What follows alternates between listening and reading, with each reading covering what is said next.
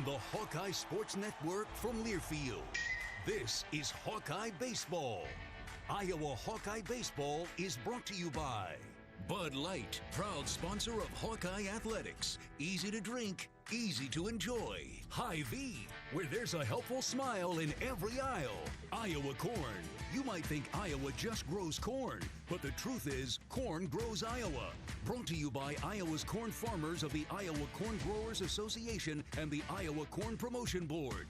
Also brought to you by Oak Knoll Retirement Community and by University of Iowa Healthcare. Changing medicine, changing lives. Hawkeye Baseball is on the air.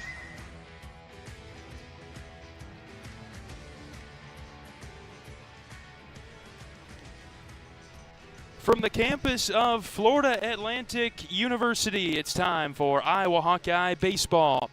Live from the FAU Baseball Stadium in Boca Raton, it's the series finale between the FAU Owls and the Iowa Hawkeyes. Good morning and welcome to the broadcast booth outside of the press box. I'm the voice of Iowa Baseball, John Leo. First chance at a sweep for Iowa today after the Hawkeyes have beaten FAU 7-2 and 6-1 to open the weekend. It's a quick turnaround this morning after getting up and at 'em for the early game on getaway day. Nick Terhar will go for the Hawkeyes on the mound, earning his first weekend start of the season. Iowa's on a 5-game winning streak and looking to close the weekend strong before heading home to Iowa for a midweek at Banks on Tuesday. It's Game 3 of the series, the Owls and the Hawkeyes, Florida Atlantic and Iowa, live from FAU Baseball Stadium with first pitch coming up just after the top of the hour. Fans starting to file in here. Very warm day, sunny. There's not a cloud in the sky. It is hot.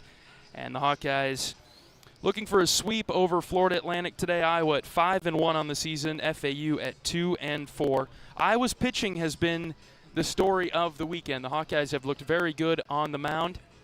And we'll turn to freshman right-hander Nick Terhar today to continue that trend. The bats have been good as well, setting the table plenty in the first 2 games and picking up crucial hits as the games have gone along. Still looking for a little bit of a breakthrough, though, according to Coach Sutherland and maybe some conversations. And with all the opportunities that Iowa has had offensively, think that maybe they could put a few more at-bats together, string a few more together, and have a better offensive performance in Game 3 today. The Hawkeyes will face a freshman right-hander, and FAU's got a couple of great bullpen arms still out there that they have yet to use this weekend, so we'll likely see them today.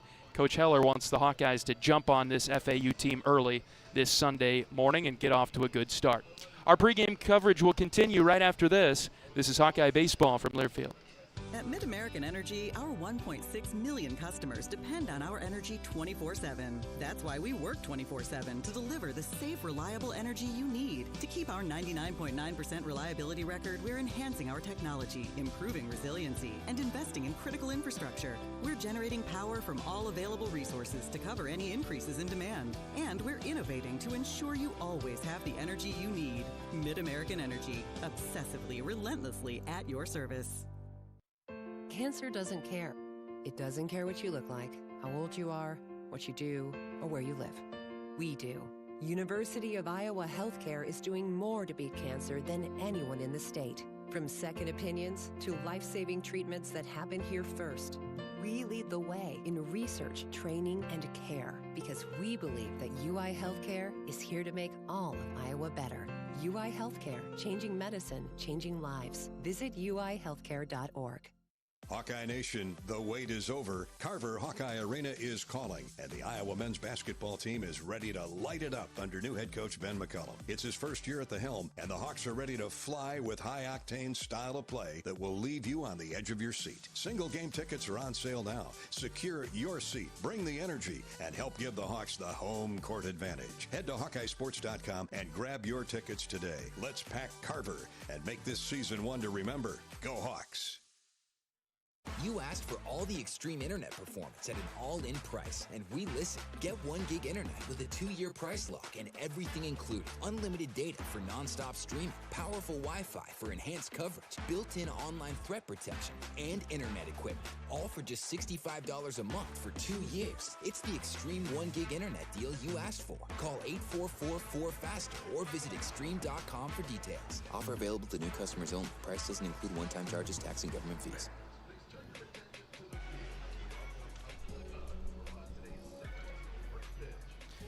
Iowa and Florida Atlantic for the final time this weekend in Boca Raton. The Hawkeyes have already clinched this series with a couple of wins, one on Friday, one on Saturday, looking to get the sweep over the Owls today. You know that FAU is going to come out firing and try to avoid that sweep. They've got a freshman right-hander on the mound and then a couple of good bullpen arms out there that they're ready to throw as today's game unfolds. Just haven't had a chance to use those bullpen arms that we've been preparing for, and so we'll likely see them today. Manager Luke Sheridan sitting up with me today, and just inform me, it feels like 83 here in Boca Raton at 10:52 a.m. local time. Feels like 83. Apparently back home it feels like -11. You do the math. That's almost 100 degrees difference there.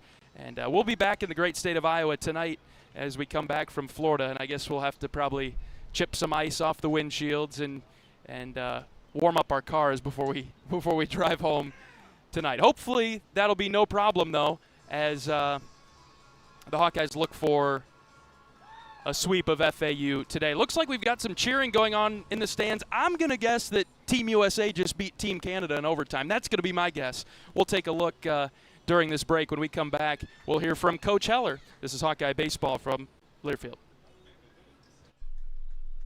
Despite the unshakable Iowa-Corn Cy-Hawk rivalry, there is one thing Iowa State and University of Iowa fans can both agree on: getting hyped for Unleaded 88. It's cleaner burning and better for your engine, and it's cheaper than other fuel options, making Unleaded 88 the clear fuel choice. If Iowa Corn Cy-Hawk rivals can agree on it, you know it's worth the hype. So pump it up with Unleaded 88, grown by Iowa corn farmers. If you love great Hawkeye stories, don't miss the Fight for Iowa podcast with Gary Dolphin. Each week, Dolph brings you in-depth conversations with the athletes, coaches, and community members who define the Hawkeye spirit. From big moments to personal journeys, it's the stories that make Iowa special. Catch new episodes every week. Search Fight for Iowa wherever you get your podcasts.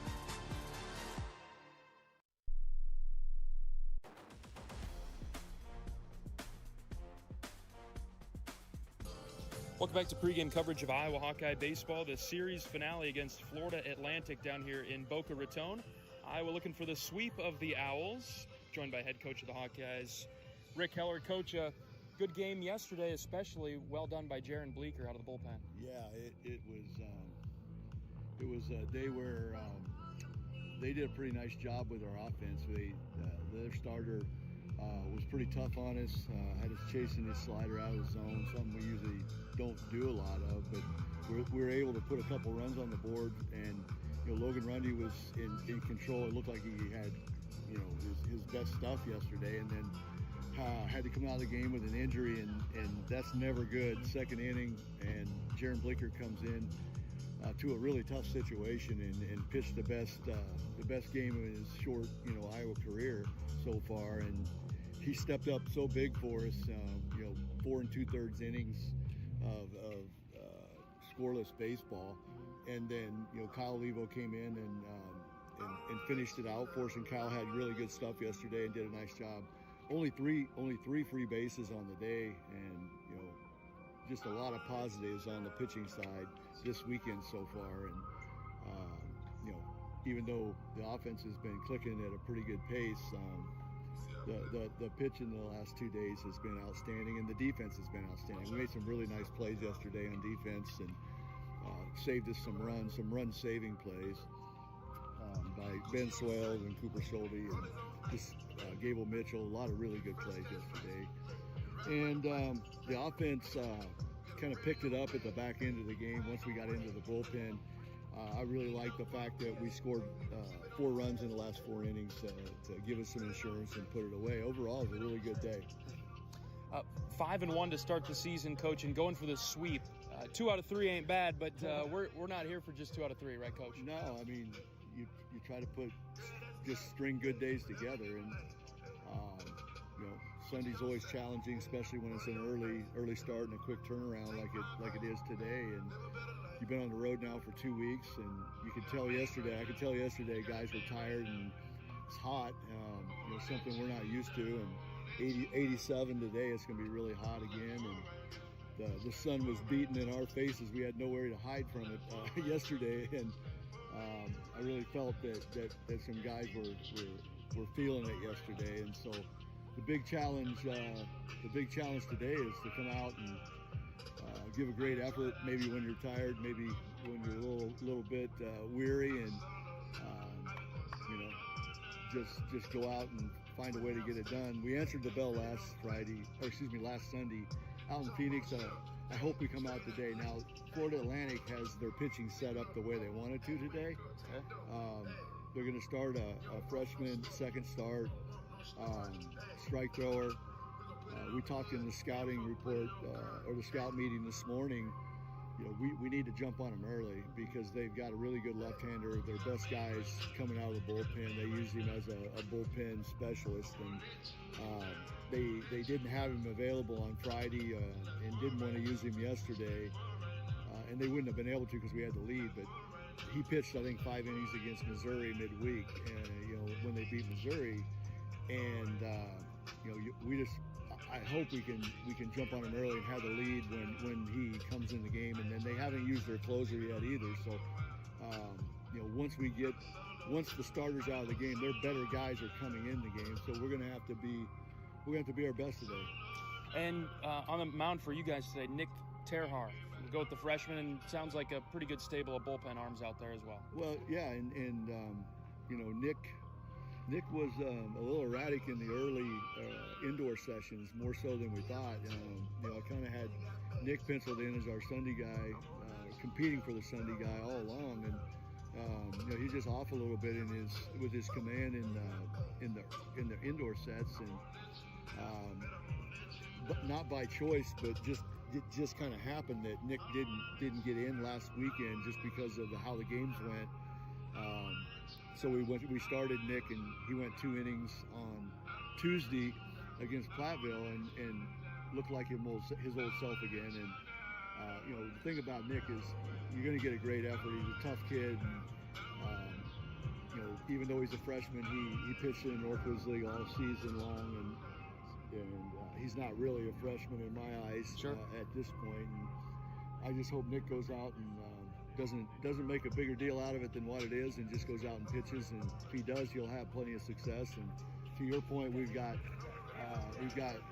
Maddox Freeze and Brady Ferguson, and then a whole bunch of other guys. But Joe Husak can bounce back today as well. Good deal, Coach. Thanks for the time. Good luck against the Owls. Let's get the sweep. All right, thanks, John. Head coach of the Hawkeyes, Rick Heller, on our pregame show from FAU Baseball Stadium. We'll get you starting lineups and first pitch right after this. This is Hawkeye Baseball from Learfield. Our mission at Oak Knoll is to provide exceptional retirement living and health services through life care. I'm Steve Rowe, CEO. We are a not-for-profit life plan community and have served the Iowa City area for 58 years. Oak Knoll is located near the University of Iowa hospitals and clinics, Kinnick Stadium, Carver Hawkeye Arena, Hancher Auditorium, and downtown Iowa City. Visit our website at oakknoll.com to learn more. We are a proud sponsor of Hawkeye Athletics. Go Hawks! Hawkeye Nation, here's something big. U.S. Cellular is now part of T-Mobile. That means Iowa fans are now on America's largest 5G network, bringing even more strength and coverage to every game day and every day. As the official wireless partner of the Iowa Hawkeyes, we're proud to power every call, every post, every celebration. U.S. Cellular and T-Mobile, better together. The silly moments, the proud moments, even the hard moments. They're what make life remarkable. And they're why Wellmark Blue Cross and Blue Shield is here for every moment. committed to making healthcare better, more affordable, with more choices for care, and service and coverage that give you peace of mind no matter what comes your way, so you can show up for every tender moment, every brave moment, and every wouldn't miss it for the world moment, knowing that Blue is here for you. Go to Walmart.com/everymoment to find a plan right for you. Go for the big Honda savings. Save thousands on the new Honda today with 0.99% financing. Go for the selection and inventory. Honda cars, trucks, vans, and SUVs are on sale. Get as low as 0.99% APR on a new 2025 Ridgeline. Go for the most car and driver 10 best awards with 98 trophies. Search your local Honda dealer today. See dealer for financing details. Financing on credit approval offer ends 3/2/26.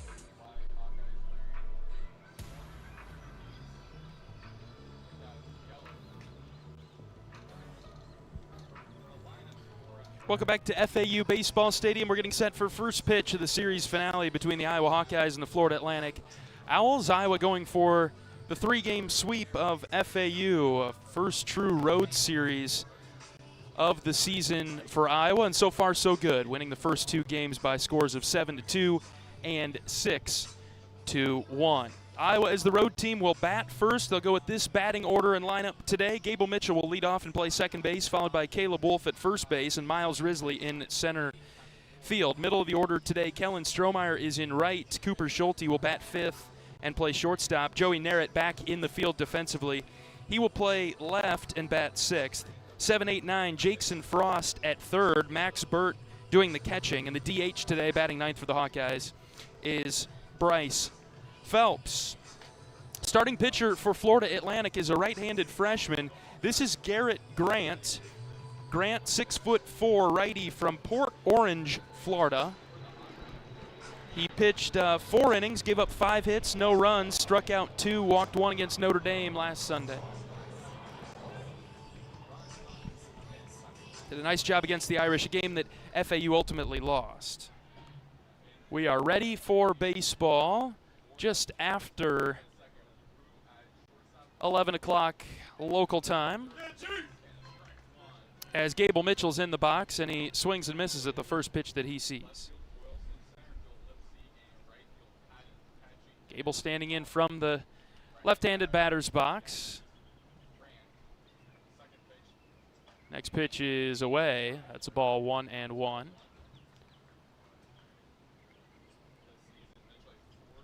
Very warm, sunny day in Boca Raton. There is not a cloud in the sky.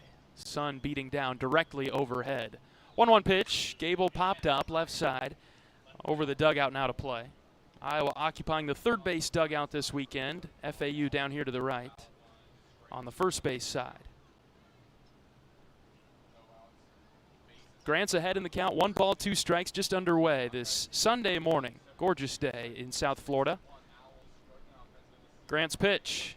Fastball up and away. 2 balls and 2 strikes. Mitchell started yesterday's game 0 for 3, then turned it on late. He's reached in every game this season. Deep breath from Grant, the 2-2 to Mitchell. Gable fouled it back again. Started the series with a leadoff home run on Friday night, yanked it down the right field line and into the FAU bullpen.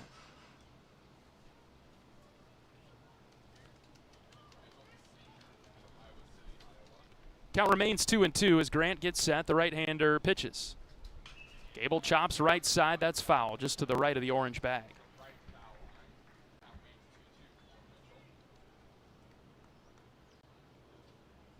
Grant, the freshman Sunday starter for FAU, goes just out of the stretch. No windup for him.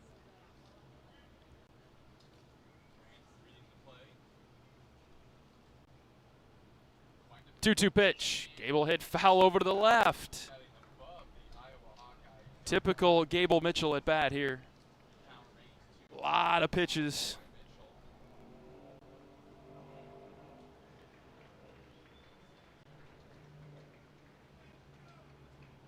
Gable looking to get on to start today's game. Here's the 2-2.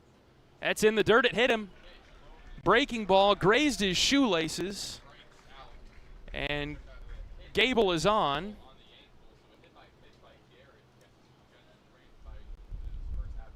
Free base awarded to Mitchell. He'll take it. Grant's got a 4-pitch mix. He throws a traditional curveball, which we don't really see that much anymore. A lot of pitchers go fastball, changeup, slider. But Grant's got a curveball. And here's Caleb Wolf. Fastball from Grant, upper 80s.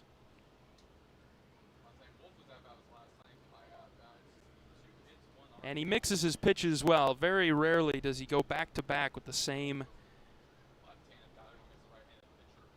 pitch. First one to Caleb Wolf is a strike down the heart of the plate. 89, top of the zone. Iowa's on a 5-game winning streak after dropping the opener of the season to Kansas State last weekend. Have rattled off 5 in a row, playing well. Counts 0-1. And a pickoff move over to first.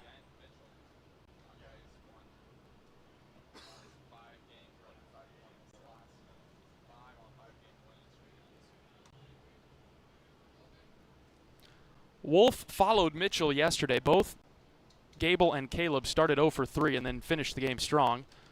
0-1 to Wolf, floated high and away. And the count's even. Talked about it a bit last night. Might be hard to find a better 1-2 punch in the Big Ten than Gable Mitchell and Caleb Wolf. Gable takes off. Here's a ground ball to third. Backhand stop by Romano. Throw to first is in time to get Wolf. That's a good play. Gable gets up to second on the ground out. Romano at third did a nice job backhanding the ball, moving towards the line, and just quickly got it on its way to first. That's key as an infielder. You don't have time to set your feet and make a strong throw. Just get it on its way to first as quick as possible. Romano did a nice job there. Mitchell, the runner at second. Here's Miles Risley, right-handed hitter. First pitch slider in the dirt, knocked down nicely by Collier, the catcher for FAU. The Owls have gone back and forth with their catchers this weekend. They go back to Collier today. He started the game on Friday. 1 out, just underway. We're in the first. 1-0 to Miles. Off the plate outside, ball 2.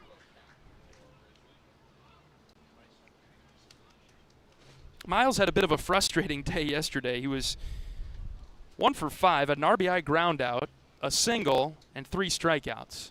Kind of a roller coaster day for Riz. 2-0 delivery. Here it comes to Risley. It's a strike at the knees. He took it. Grant's been very consistent early on with the fastball, upper 80s. Mitchell dancing around at second base. He's in scoring position, less than 2 outs. Risley trying to drive him in. Pickoff move to second.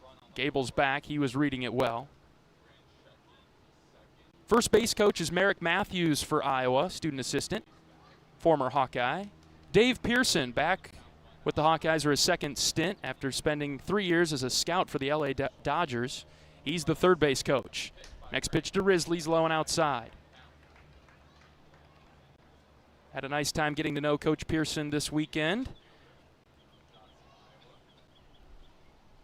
He left the World Series ring at home, though, this time. I saw him flaunting it when we were in Arizona.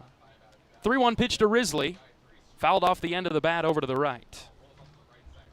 Quite a few staff changes for the Hawkeyes this season. But it remains the same at the top. Head coach Rick Heller in his 13th season. Associate head coach Marty Sutherland has been here every step of the way. Full count for Risley with 1 out, runner at second. The pitch. Miles took strike 3. Right down the middle. I don't think Miles was expecting fastball. Looks like he didn't get his foot down in time, and Riz strikes out, and that'll be bring up Kellen Strohmeyer with 2 outs and runner at second.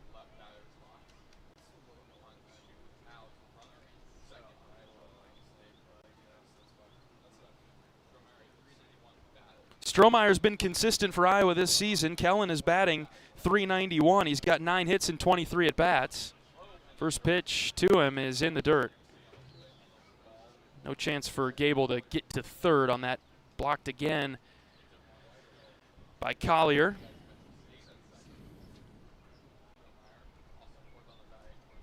1 ball, no strikes on Strohmeyer, the left-handed hitter. He shows the bunt, and he popped it foul over the on-deck circle to the left.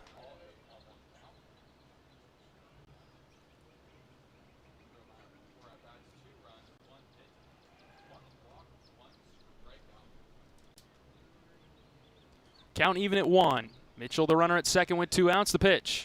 Kellen hits on a line into left field for a base hit. Going to send Gable Mitchell. He's going to have to go. Here comes the throw. Cut off. Outlet to the plate. He is called out.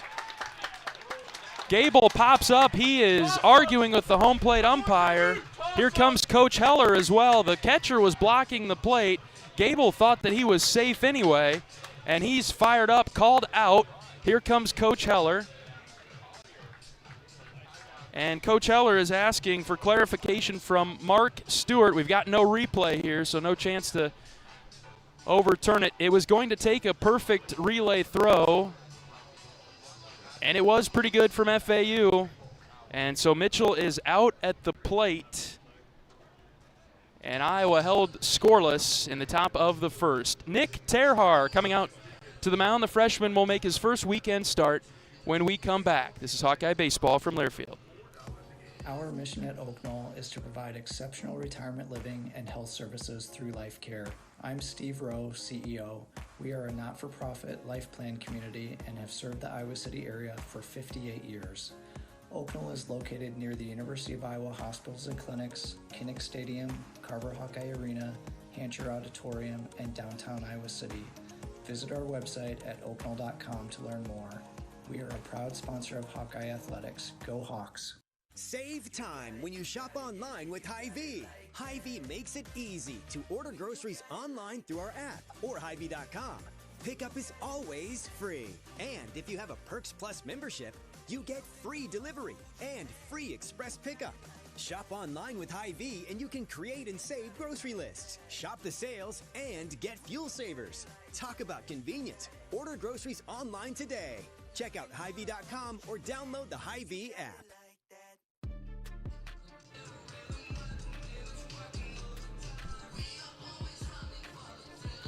Iowa aggressive in the first inning, trying to score a run, and it took a good relay throw from Florida Atlantic to cut down Gable Mitchell at the plate on a bang-bang play at the dish, and Gable was called out. So we move on to the bottom of the first inning, no score, and the Owls will come to the plate with this batting order today. Marshall Lipsy back in the starting lineup for FAU. He'll lead things off and play center field. Kyle Bolston's in left, batting second. Nick Romano, the third baseman, made a nice play earlier today. He will bat third. Brando LaRue, the shortstop, in the cleanup spot. Michael Peraza is the DH and batting fifth. Catching and batting sixth is Ian Collier, 7, 8, and 9 for the Owls. Brett Patton in right. Patrick Ward at first base, and John Martinez at second. Defensively for the Hawkeyes, left to right, Jackson Frost at third. On the infield, Cooper Schulte at short, Gable Mitchell at second, Caleb Wolf at first base. Outfield left to right, Joey Narrett, Miles Risley, Kellen Strohmeyer. The catcher is Max Burt today, making another start.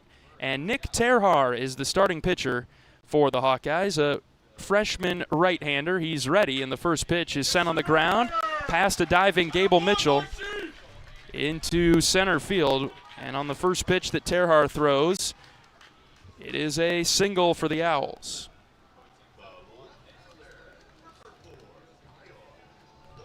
Terhar, 6'3" from Saginaw, Minnesota. Pitched a couple of innings against UW Platteville. Got the start against the Pioneers. And here comes Kyle Boylston. First pitch upstairs for a ball.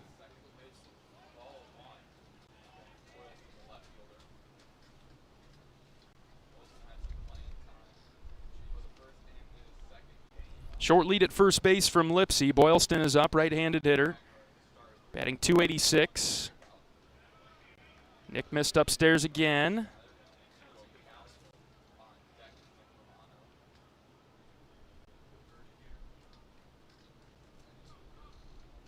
And it's 2-0.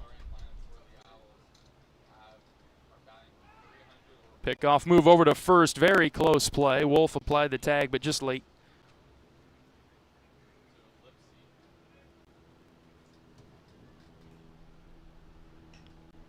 Two balls and no strikes. Bottom of the first. FAU's come out with a spark here. There's a foul ball back to the screen. Nick pumping 93 with a high fastball. Terhard, the freshman, will live around there with the fastball. He's got a cutter and a pair of off-speed pitches. Likes to throw the change. We'll see if it's effective today.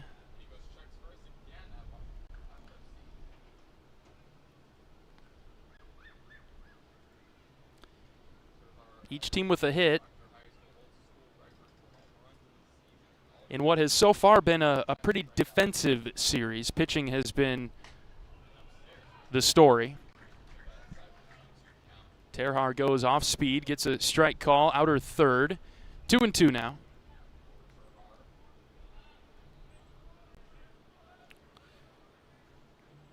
Middle infield pinched, hoping for a ground ball to either Mitchell or Schulte. The 2-2. Nick missed outside and high, ball 3.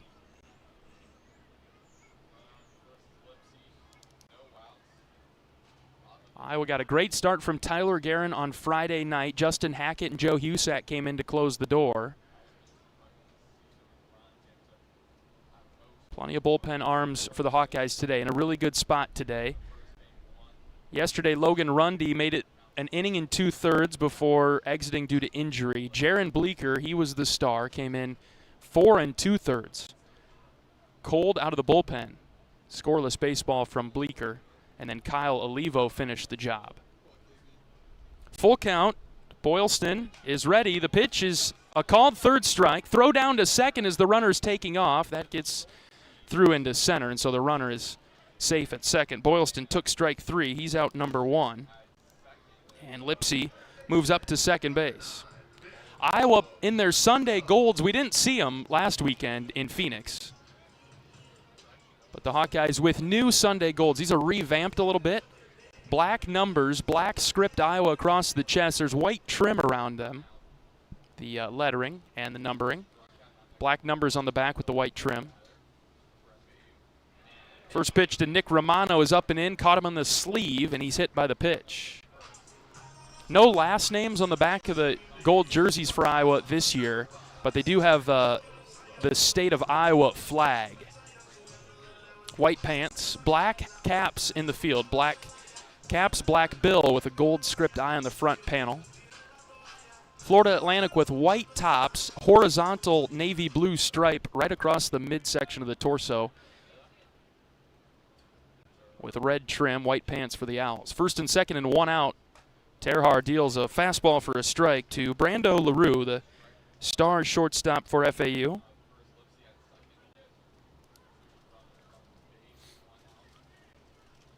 Standing in from the right side. Here's the 0-1. Breaking ball away, 1-1.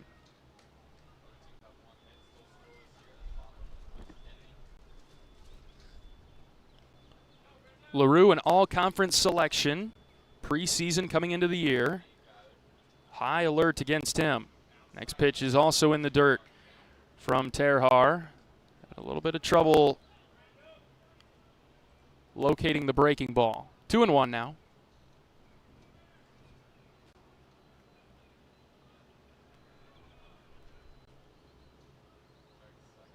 Terhar checking the runner at second, now pitching. Here's a line drive to right. That's a base hit. That's going to get into the corner. Strohmeyer tracks it down, getting it in quickly to second. Not in time. 1 run scores. FAU on the board with a double to right, and they are in business as well with runners at second and third.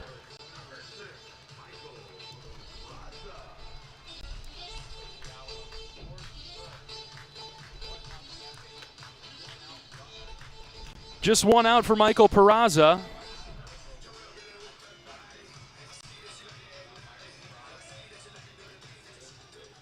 Left-handed hitter. Peraza batting .294. He's the DH today. Time called. Wes Obermuller, the pitching coach, heading out to talk to his freshman.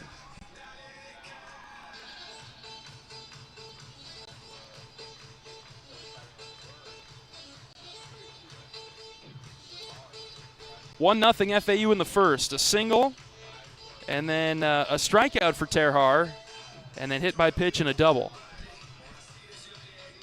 We've basically had 2 Friday games, what it's felt like, with the pitching the way it's been.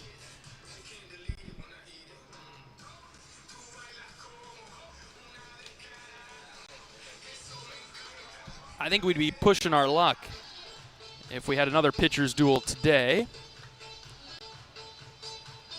Nick is capable of providing a strong start on the mound. There's no doubt about that. Just running into a little bit of trouble right away in the first. Second and third, 1 out. He deals to Peraza, who just got a piece of it and fouled it off of Max Burt behind the plate.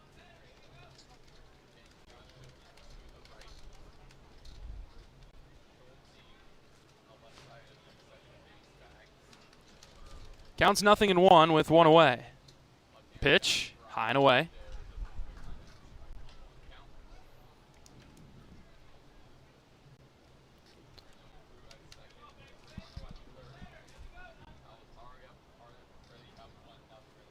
From the stretch, the 1-1 pitch is outside, ball 2.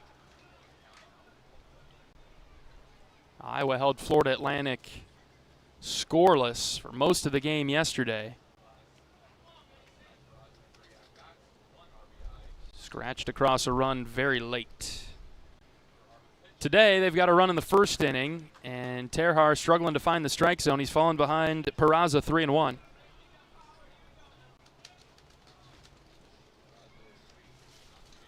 He's missing outside. Doesn't matter if it's a right-handed hitter or a left-handed hitter at this moment. He's missing out. 3-1. Gets a swing and a miss, a chase pitch. Cooked the fastball. Peraza went after it. That would have been ball 4 had he not swung. First base is open, but Collier is on deck.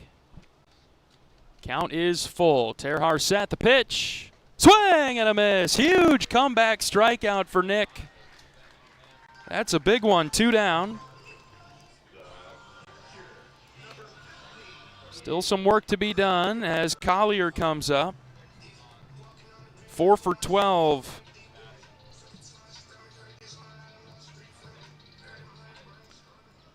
This season he's got a double, a triple, and a home run. His 4 hits, he's basically hit for the cycle stretched out through the season. Single, double, triple, home run. Right-handed hitter, he's the catcher for the Owls today. Second and third, 2 outs. 1-0 FAU, bottom 1. Terhar, the freshman right-hander's ready. The pitch. Popped up. This is shallow left field. Narrett coming forward. Risley there as well. It's going to be Joey Narrett underneath it who makes the catch for the 3rd out. And the damage is limited. Not bad from Nick Terhar. Just trying to get going. Gives up a run, but that's all. And we'll take it after the Owls had runners at second and third and less than 2 outs. Only 1 run across. We're through 1 in Boca Raton. It is FAU 1 and Iowa 0. This is Hawkeye Baseball from Learfield. Hey fans, I know you'd do anything for a win on game day and an ice-cold Bud Light. Because whether you're tailgating in the parking lot or parked on the couch, sitting on your lucky stool at the bar, or standing in the fans section all game long, the clean, crisp taste of Bud Light turns a win into a win-win. And there's nothing easier to enjoy than that. Bud Light. Easy to drink, easy to enjoy. Enjoy responsibly. Anheuser-Busch Bud Light Beer, St. Louis, Missouri. Hey Hawks, this is Coach Ben McCullum inviting you to join me for Hawk Talk live from the Watermill Kitchen and Bar inside the Hyatt Regency. We'll talk Hawkeye hoops, answer any of your questions, and get a behind-the-scenes look at Iowa men's basketball. If you can't make it there, check out the full schedule at HawkeyeSports.com to listen. Go Hawks.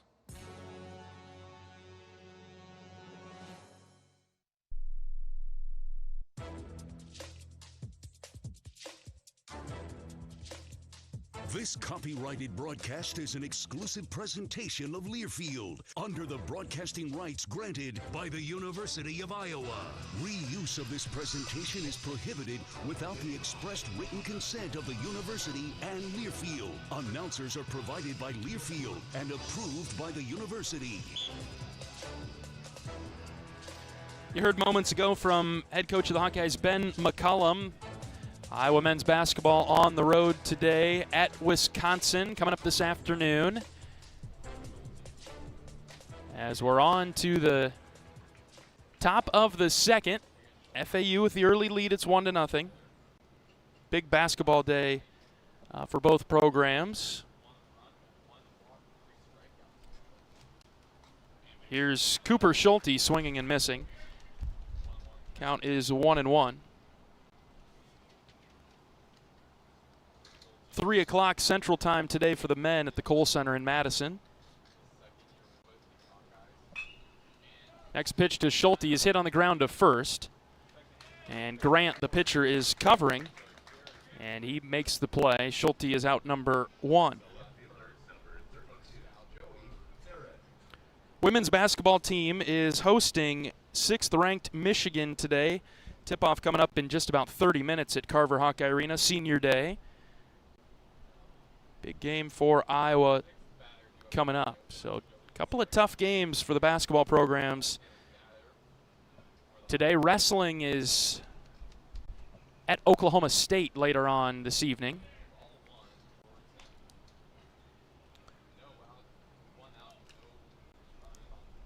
So a busy Sunday for Iowa athletics.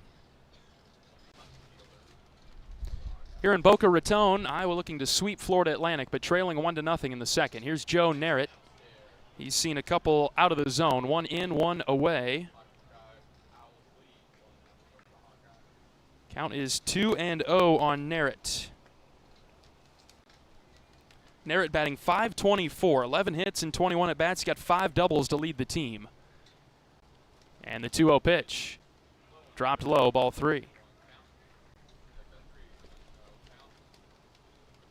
Underneath the media tent just outside of the press box here, finally getting into the shade, thankfully. Scorching hot day. There is a breeze, which is nice.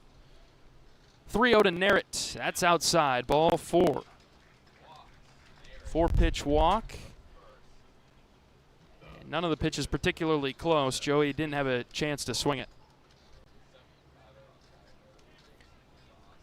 And walking to the right-handed batter's box is Jackson Frost, third baseman, back in the starting lineup today. Day off yesterday, Ben Swales earned the start. Swales and Frost, very good third baseman for the Hawkeyes. And they'll probably toggle back and forth. And Iowa will ride the hot hand, I would think, at third base this season. Both were crucial pieces of the 2025 team that finished third in the Big Ten. Narrett, the runner at first. He's got a good lead near the cut of the grass. First pitch to Jackson Frost. Off speed in there for a strike. Jackson took it.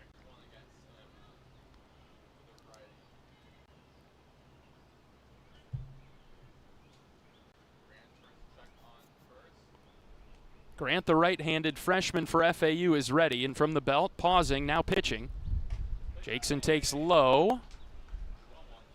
And it's 1-1. That was close.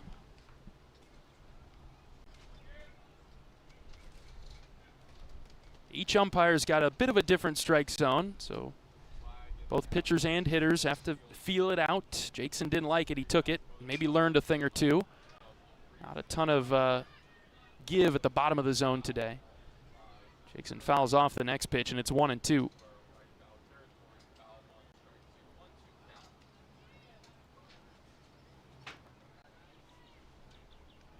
Try a pickoff move over to first, the throw in the dirt. It was Team USA that took the Olympic gold with a win over Canada in overtime. Jack Hughes nets the game winner. Frost foul tip into the glove of Collier. Jackson chased high heat. Iowa's had 12 strikeouts in each of the first 2 games in this series. It's sort of been feast or famine in that regard. Iowa's either had base runners or strikeouts. Here's Max Burt with 2 away. First pitch, low and down. Down and out. It's ball 1.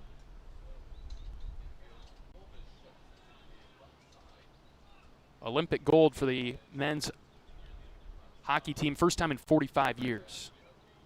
1 ball, no strikes. On Max Burt, the catcher. That's outside, ball 2. Grant nibbling, not getting the edge, though.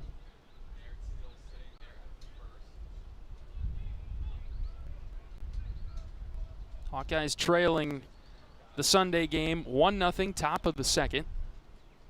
2-0 on Burt, the right-handed hitter. The pitch. That's a called strike. High and out portion of the zone. Okay. Maybe a coin flip type of edge to the zone. Seen a few better looking pitches than that one.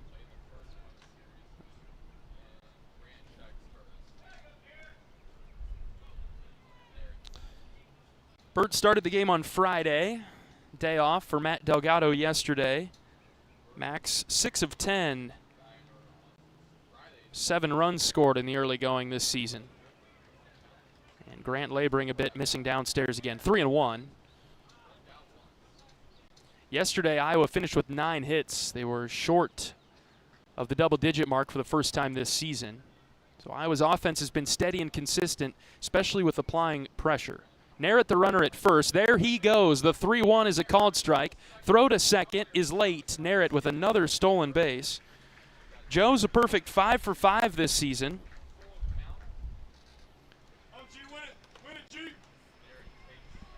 And now in scoring position, a base hit from Max Burt could tie the game. Narrett would be going on contact. We'll see if Burt gets something to hit. The 3-2. Max lines into right field. That will drop just foul to the right of the line. Off the end of the bat. Softly hit over the first baseman, and it basically hit the grass in foul ground and right and just died. It didn't roll, bounced a couple times, and then laid down. We'll do it again with another full count pitch. Right-handed arm, right-handed stick. The pitch to Burt. Foul tip, got a piece of it, stayed alive.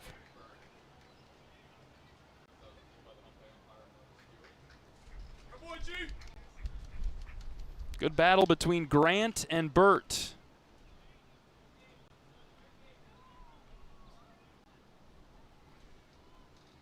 Next pitch is a fastball down the heart of the plate for strike 3. Max took it.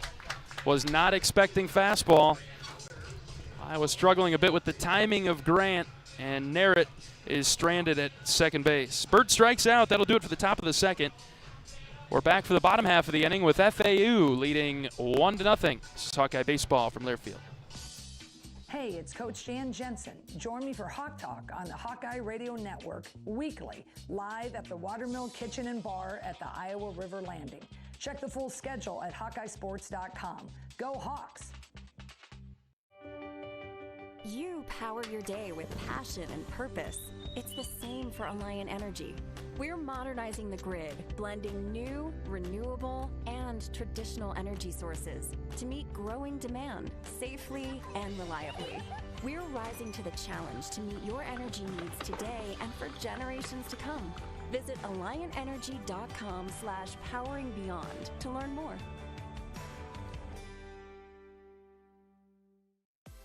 Hey Hawks, it's Coach Ben McCullum. Join me for Hawk Talk on the Hawkeye Radio Network, weekly at the Watermill Kitchen and Bar.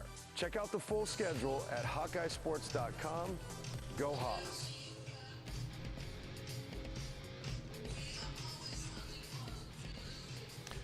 Hawkeye Baseball is brought to you by Riverside Casino and Golf Resort. Stop by today for a relaxing massage at the spa, fine dining at Ruthie's Steak and Seafood, and so much more. Visit Riverside Casino and Golf Resort today located minutes south of Iowa City. Always good to know that people are listening. I have to make a correction. First time in 46 years that Team USA has won the Olympic gold, not 45. Always good to know that we've got folks listening back home. 1-0 is our score in the bottom of the second. FAU's got the lead, and Nick Terhar looking to have a bit of a better second inning. He labored just a touch in the first, only threw 20 pitches, considering the traffic that FAU generated.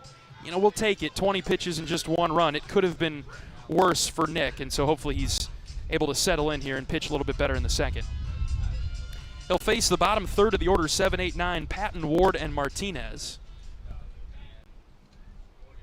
Patton had spent most of the time this weekend in the top of the order, either leading off or batting second. First pitch from Terhar is called a ball. Not sure where that missed. Must have been low, apparently. And the 1-0 pitch from Terhar, that sailed up and away. 2 balls and no strikes.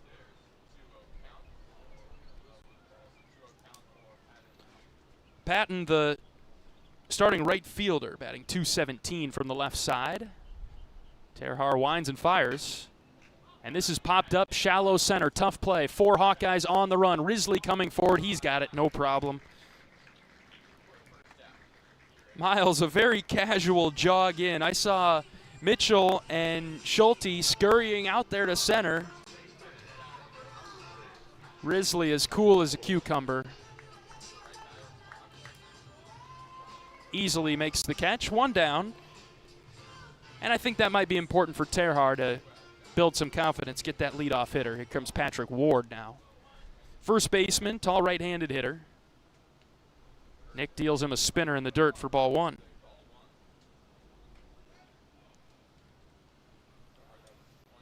Fly back to Iowa after the game today and get ready for a midweek against Wartburg on Tuesday afternoon.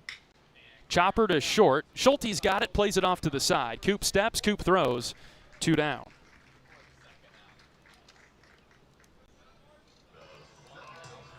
And then the Hawkeyes, after the game against Wartburg, will turn around, head south again, and go to the Lone Star State, Iowa at the Frisco Classic. It'll be Alabama, Houston, and Oregon State. Houston, as of a couple days ago, had not lost a game yet. Alabama picked by some to win the SEC, and we'll see them on Friday night. And then Oregon State, we know plenty about Oregon State. They are a powerhouse year after year. Played them last year, 3 games in Des Moines. Lost twice and tied with the Beavers. 2 balls and no strikes on Martinez. This is struck well to left. Narrett running back, and it's over his head. It'll hit off the wall as Narrett picks it up and gets it in. A 2-out double for Martinez. Well struck and got out there in a hurry.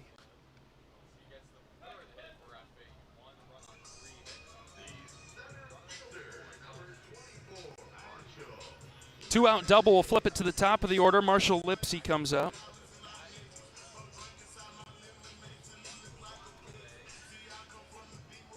Third hit surrendered by Terhar.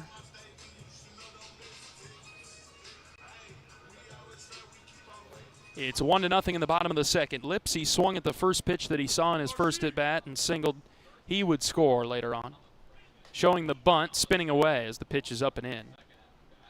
Ball 1.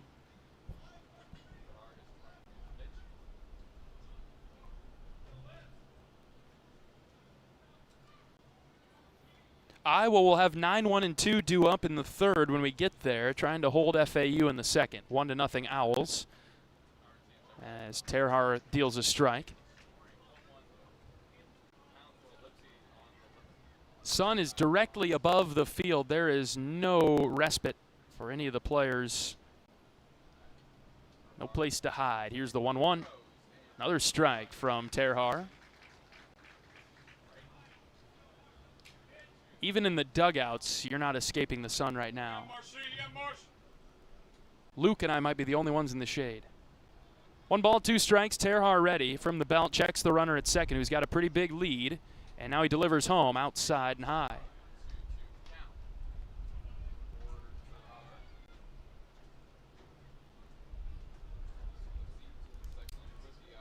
Boylston is on deck, would rather see him in the third. Terhar trying to get Lipsy. 2 balls and 2 strikes. Nick's pitch is on its way. Floated up. Ball 3. The time through the order, Nick's given up 3 hits. He has 2 strikeouts rather. It's also hit a batter. Full count. Big pitch here. Here it comes from Terhar. Just high and out. Ball 4. Lost Lipsy.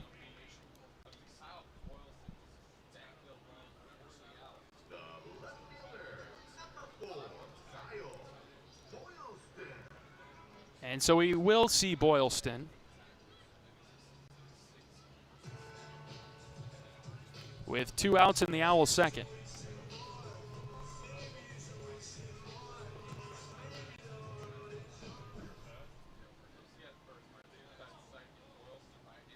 First and second and 2 outs. Boylston struck out looking in the first.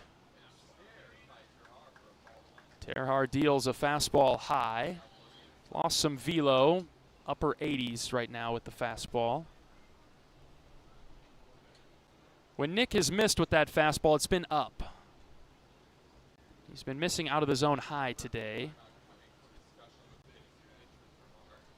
Max Burt calls time. He's going to go out and talk with his pitcher. Try to settle him in. 1-0 Owls in the bottom of the second. Runners at first and second. There are 2 outs. Iowa's already won the series, but looking to get more than that.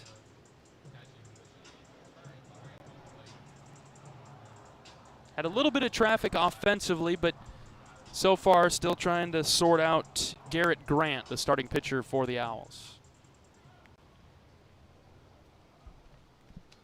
All right, we're ready for action. Count is 1-0. Right-handed pitcher, right-handed hitter.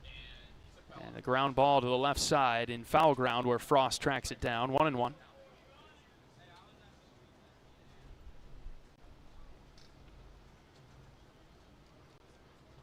Nine, 1, and 2 due up for Iowa offensively in the third. It'll be Phelps, Mitchell, and Wolf.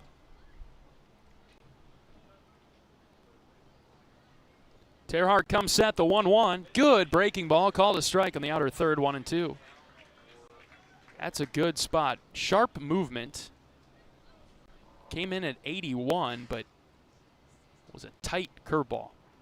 And now the count's 1-2. Quick check of the runner at second, the pitch. Same pitch, just a little bit further outside and called a ball. It's a good pitch from Terhar, but better discipline from Boylston. See what Nick goes with here, the 2-2. Here it comes. Swing and a miss. He went changeup, and Boylston can't quite get it. We're through 2. FAU's got the 1-0 lead as the Owls strand a couple of runners. We're back for the top of the third after this. This is Hawkeye Baseball from Learfield. You power your day with passion and purpose. It's the same for Alliant Energy. We're modernizing the grid, blending new, renewable, and traditional energy sources to meet growing demand safely and reliably. We're rising to the challenge to meet your energy needs today and for generations to come. Visit AlliantEnergy.com/poweringbeyond to learn more. Cancer doesn't care. It doesn't care what you look like, how old you are, what you do, or where you live. We do. University of Iowa Healthcare is doing more to beat cancer than anyone in the state. From second opinions to life-saving treatments that happen here first. We lead the way in research, training, and care because we believe that UI Healthcare is here to make all of Iowa better. UI Healthcare, changing medicine, changing lives. Visit uihealthcare.org.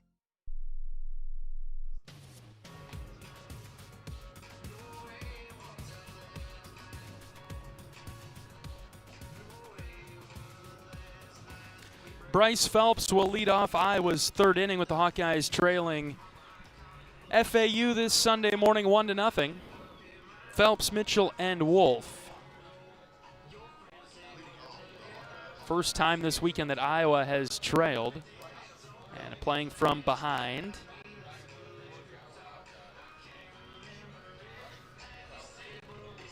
Busy day for Iowa athletics today. The women's basketball team just about to get underway at Carver Hawkeye Arena against 6th-ranked Michigan. Men's basketball team at 3 o'clock at Wisconsin. Tough place to play. The Badgers, in their most recent game, got beat by about 20 at Ohio State, so you know you're going to get a great effort from Wisconsin. Iowa most recently with an upset win over Nebraska. That helped the resume. And so Bennett Sturtz and company will take on Wisconsin at 3 o'clock today. Iowa wrestling at Oklahoma State in Stillwater. Phelps, the batter for Iowa, right-handed DH. He's seen a few pitches, counts 2-1. It's the first strike he's seen from Grant. Righty on righty matchup, the pitch. Phelps gets under it, lifts it down the right field line. This could be trouble. Right fielder coming forward, can't make the play. It drops in front of him. Fair ball. Phelps on with a bloop single to right. Second hit of the season for Bryce. And he's on to lead off the third.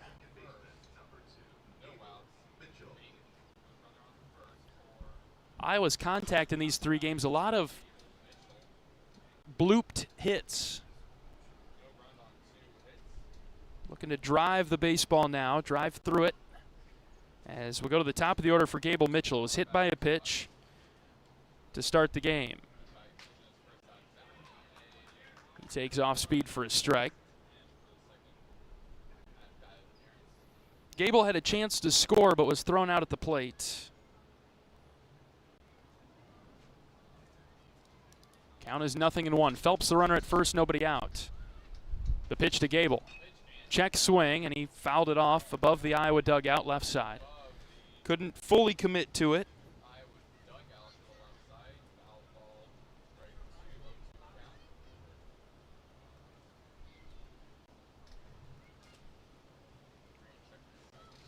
Gable down in the count now, 0-2 the pitch.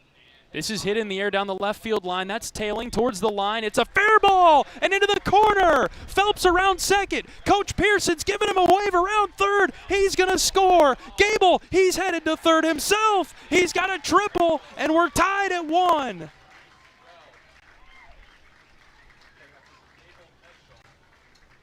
That ball carried so well into the left field corner. Gable just threw his hands at it. It was an outside pitch, high and away, threw his hands at it, knocked it into the corner left on a fly ball. Phelps had to read it right off the bat. He waited a minute, and then he got going, and Coach Pearson waved him all the way around from first.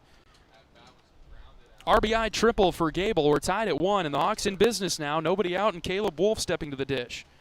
First triple of the season for Gable. Here's a ground ball, base hit into right.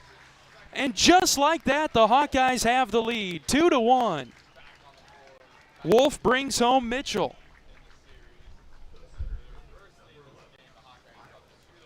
In the blink of an eye, Iowa strikes, and it's 2-1.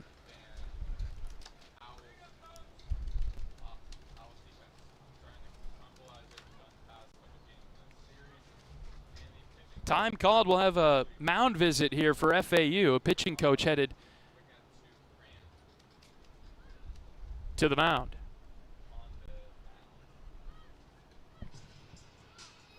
Leadoff single from Bryce Phelps, followed by an RBI triple to the left field corner. And then on the very next pitch, Caleb Wolf yanked one to right. And just like that, it is 2-1.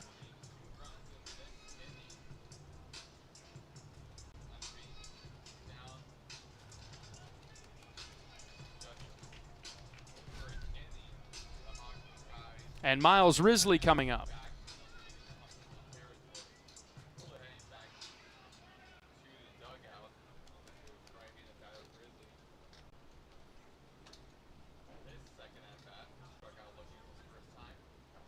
Wolf the runner at first. Risley takes strike one. Outside edge of the zone. Miles struck out looking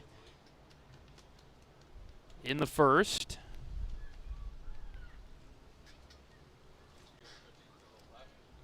Caleb's got a good lead at first base. Here comes the 0-1 to Risley. Breaking ball just low.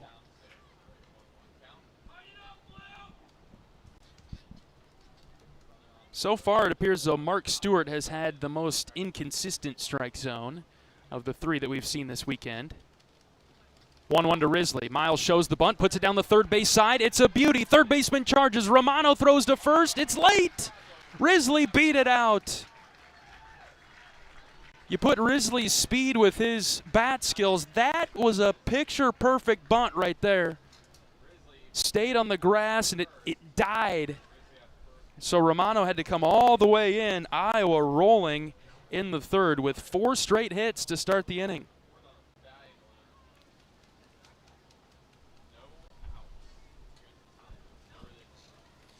And here comes Kellen Strohmeyer. He singled in the first. He's trying to bring home Gable Mitchell earlier. So he's 1 for 1 today. First one to him. Kellen checked his swing. No, he didn't. He went through the zone. Home plate umpire called it himself. Didn't even need to send it down. 2-1 Iowa with the lead. Runners at first and second. Nobody out.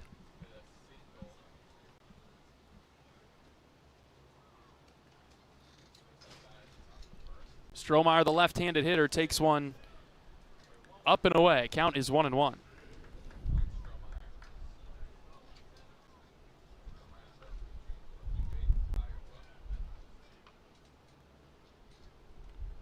Next pitch, Stroh takes in the dirt. No advancement from the runners, not able to move up.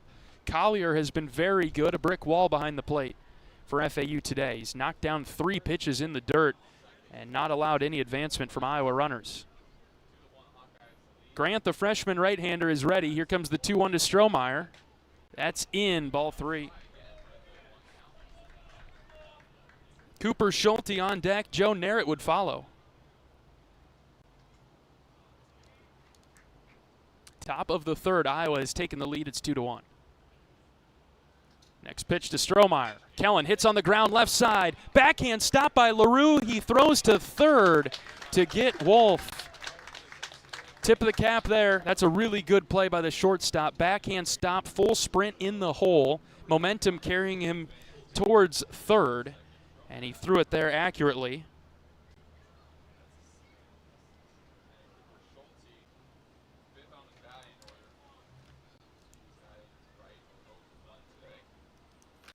And Cooper Schulte comes up. Right-handed hitter. Takes a breaking ball for a strike, low and in.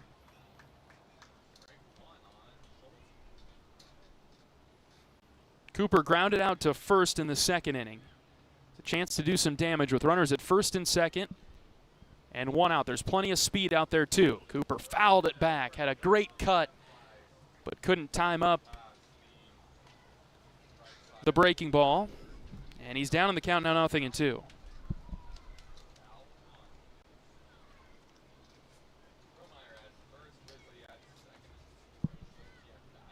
0-2. That's eye level for a ball.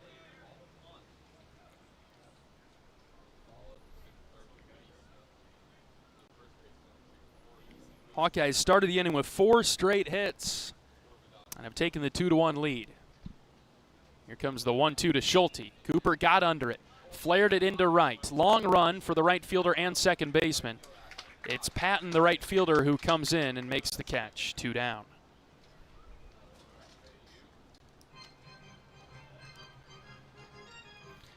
And in steps Joey Narrett. Narrett has been Iowa's best hitter this season,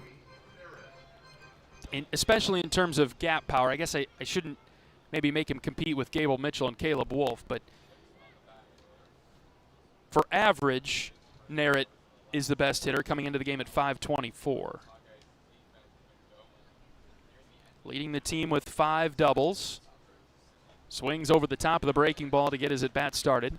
First and second and 2 outs. If he were to hit a double, find any sort of gap power against Grant, got a good shot to score Strohmeyer from first, depending on how well it's hit by Narrett. Maybe getting a little bit greedy there. 0-1 pitch to Narrett. Low and away.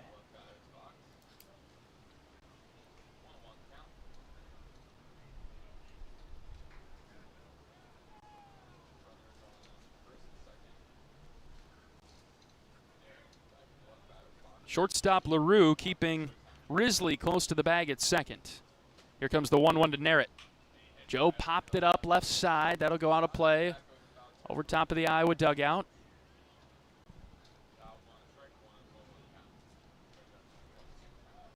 And now Joe's down in the count, 1-2.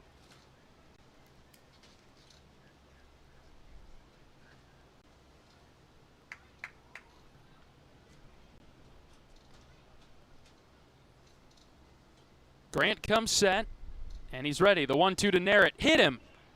Hit him in the shin guard.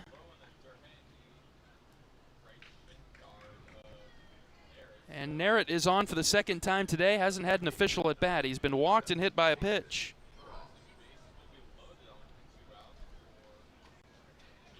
And we've got the bases loaded for Jackson Frost now. Boy, what a huge spot early in this game. Such a key message for Iowa to jump on FAU early. Chance to do it here. First pitch to Frost. Outside, ball one. Grant's lost some steam a bit, laboring in the third.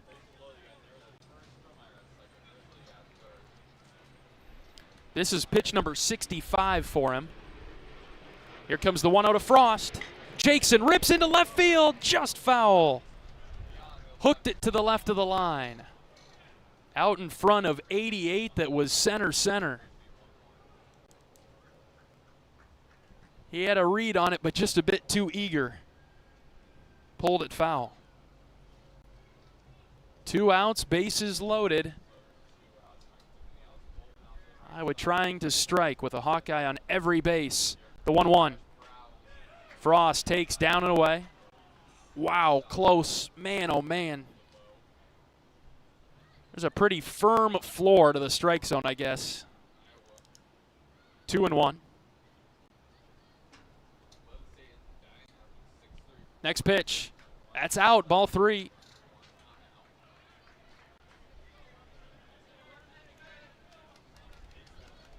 This is a pretty yellow light here for Jackson. He gets that middle fastball, swing it, but I'd be inclined to take here. 3-1. The pitch to Frost. Jackson hits on the ground right to short. LaRue steps up and throws it across the diamond to retire Frost. He did get the middle fastball. He missed it, though, and Iowa leaves the bases loaded.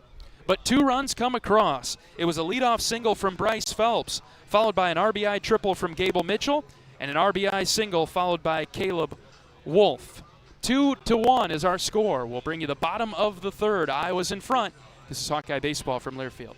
If you or someone you know is having thoughts of suicide, experiencing a mental health or substance use crisis, or just needs someone to listen, 988 provides a direct connection to free, confidential, and compassionate support.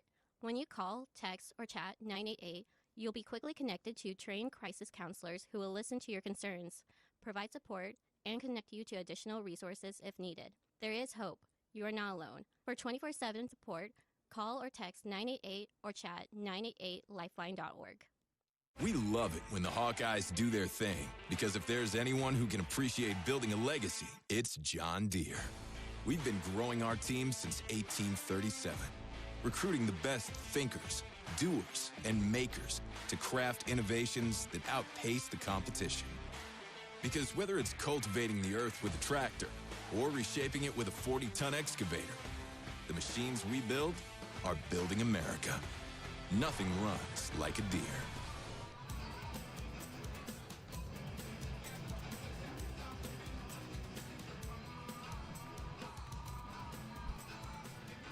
Nick Terhar gets the opportunity to pitch with the lead for the Hawkeyes in the third. It's 2-1.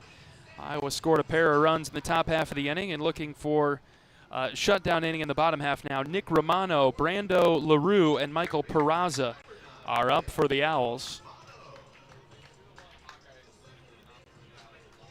FAU desperate not to get swept here on their home field. Portion of the order that Nick struggled with a bit back in the first. He hit Romano in that inning. Deals low to start the at-bat. 91 miles an hour, just out of the zone. Here comes the 1-0 to Romano. Breaking ball in there for a strike. 1-1. Like that Nick has the confidence to go to the off-speed even if he misses with the fastball. 1-1 pitch. That's fouled off into the mid of Burt, 1-2. And he went changeup there, low and away. So he's thrown all three of his primary pitches. See what Nick goes with here. The 1-2 on its way home from Terhar. Fastball upstairs, 2-2. Cooked it at 92, so the velo back up for Nick, but need to be a little bit more competitive around the strike zone. Count even at 2. We'll see what he throws here. The pitch. Fouled back. Looked like the changeup from Terhar. Went 85, just off the plate away from the left-handed hitting Romano. Set him up outside. Let's see if he comes in here. The 2-2. Ground ball left side in between Schulte and Frost for a base hit. I think Nick missed his spot there. Burt was set up inside. That pitch was away.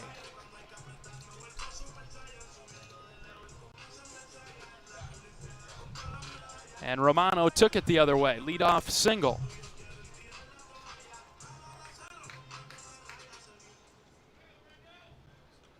Cleanup hitter Brando LaRue doubled in a run in his first at-bat. He comes up with a runner at first, nobody out, bottom 3. Here's a line drive into left. It drops in front of Narrett for a base hit. Back-to-back singles.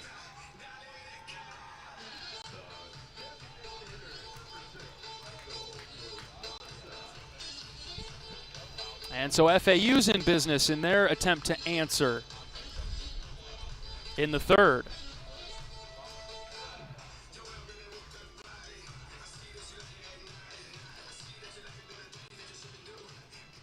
First and second, nobody out. It's 2-1. Iowa leading, bottom 3. Here's Peraza, whom Terhar struck out in the first. Nick deals. Here's a bunt attempt, popped up, and foul.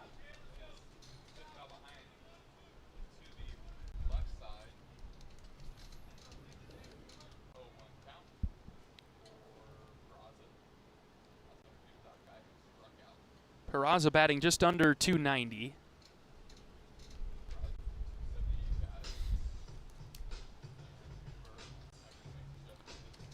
Max Burt taking some time to adjust his mask. Like we talked about Friday night with Max, he got the old school catcher's gear. And so anytime he removes his lid, it just takes his pitch comm out. It's like putting together a puzzle to get it back together. 0-1 is the count on Peraza. Terhar's pitch.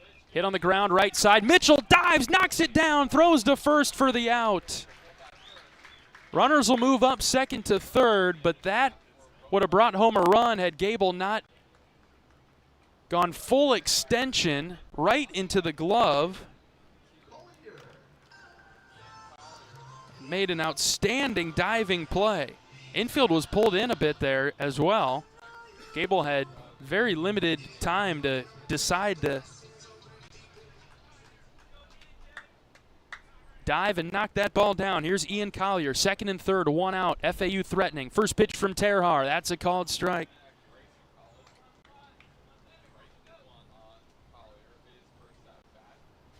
Nick mixing it up, going off speed first there. Terhar's ready. The 0-1. Hit on the ground is short. Schulte waits for it. This will bring in a run. We'll be tied at 2 as Cooper throws out Collier on the RBI ground out. Infield stayed back for Iowa there, surrendering the run.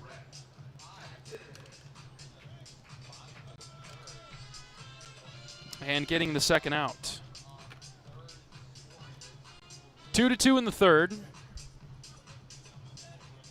And here's Brett Patton, runner at third.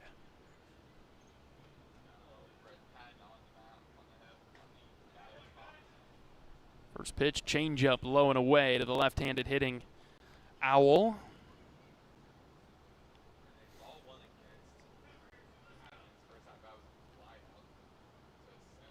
One-0 from Terhar. Missed again away. 2 balls and no strikes.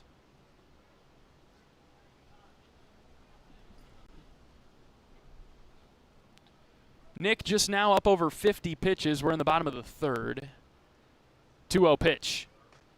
Curveball low and in, ball 3.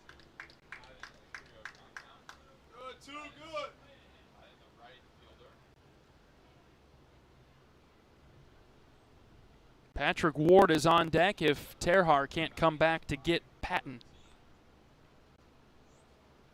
Next pitch. Low for ball 4. You know, on a 3-0 count, the fastball at the bottom of the strike zone, you'd think that'd get called, but I guess not today. And so a 4-pitch walk of Patton.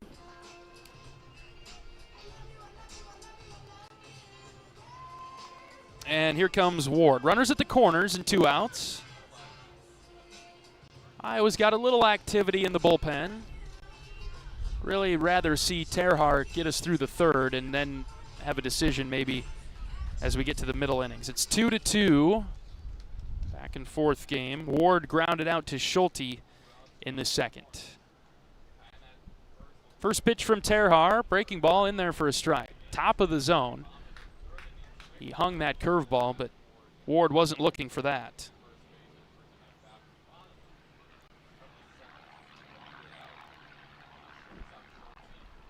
Oh, 1. Low and away. Good backhand stop by Burt behind the plate.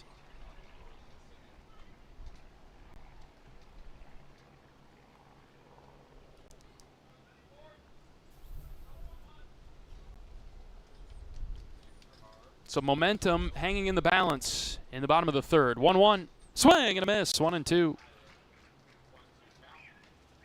Straight fastball from Nick. The count's 1-2.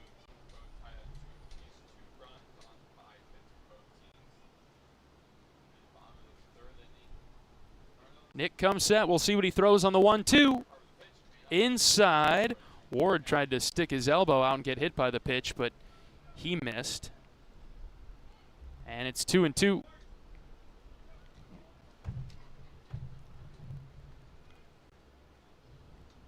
Terhar's got the sign from the belt. The right-hander pitches.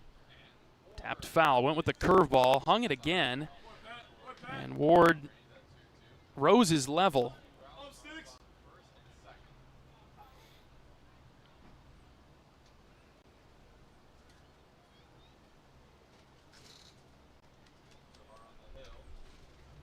Two balls and 2 strikes. Try pickoff move to first. Safe. Called safe at first. Great idea from Terhar.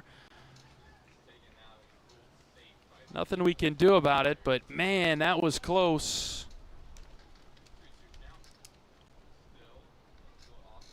Keep the runner around. I like the idea, and it was an accurate throw. 2 balls and 2 strikes. Terhar set. Here's the pitch. Half swing. Ward couldn't fully commit, but he knocked it foul. Good curveball from Nick. It was below the zone.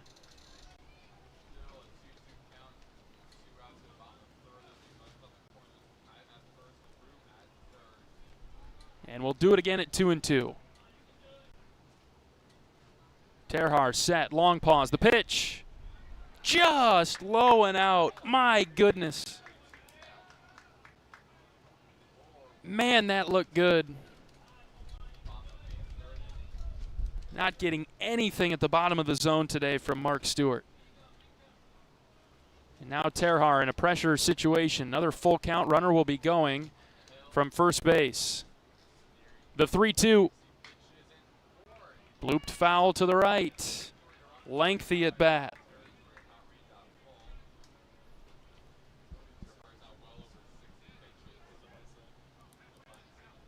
Game is tied back up in the third at 2. Full count. Another payoff pitch. Strike 3 called right down the pipe. Got the call that time. Terhar throws it at 93. And the Owls strand a couple runners. FAU, they do tie it.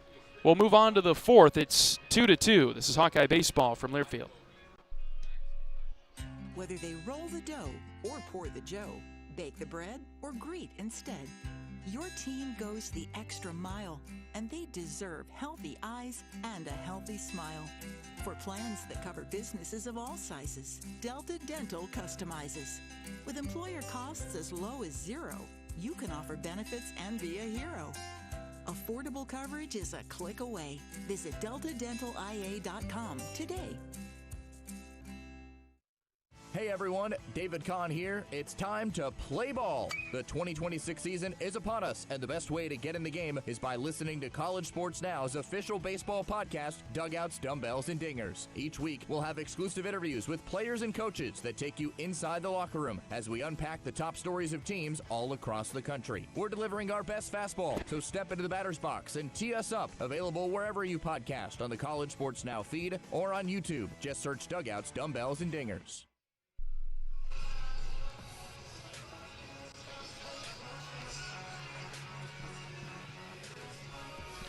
Max Burt, Bryce Phelps, and Gable Mitchell due up for the Hawkeyes as we head to the fourth in Boca Raton. It is 2-2 between the Hawkeyes and the Owls.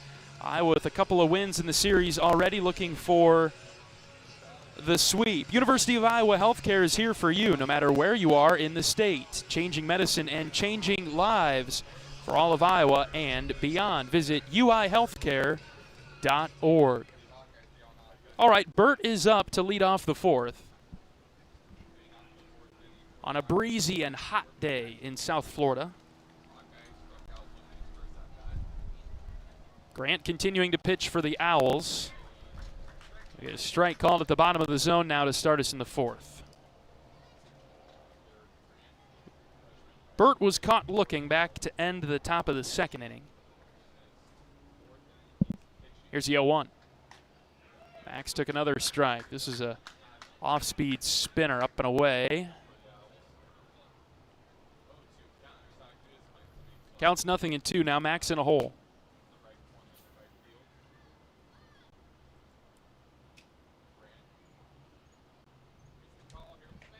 Grant's pitch spins away. Couldn't get Burt to chase. Iowa's done better against the slider today. Really struggled with it the first 2 days of the series. Especially yesterday, Murphy had a good slider. 1-2 to Burt. That's chin level for a ball.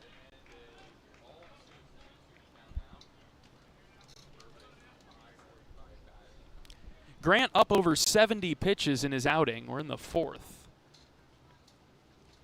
2-2.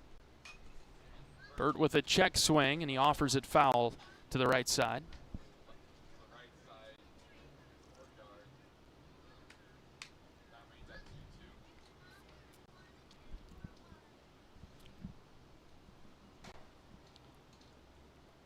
Another 2-2 pitch on its way to Burt. Fouled back again.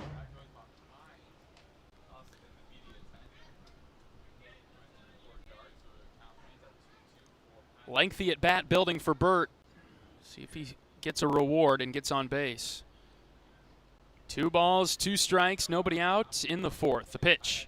Swing and a miss. He chased one outside. It was a good changeup. And there's one away for Bryce Phelps. Grant's thrown 3 1/3, 4 strikeouts, 1 walk.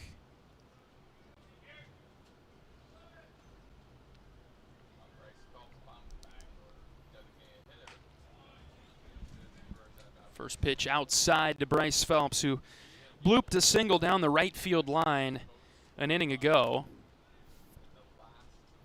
And he would score to tie the game. Moments later, Iowa took the lead.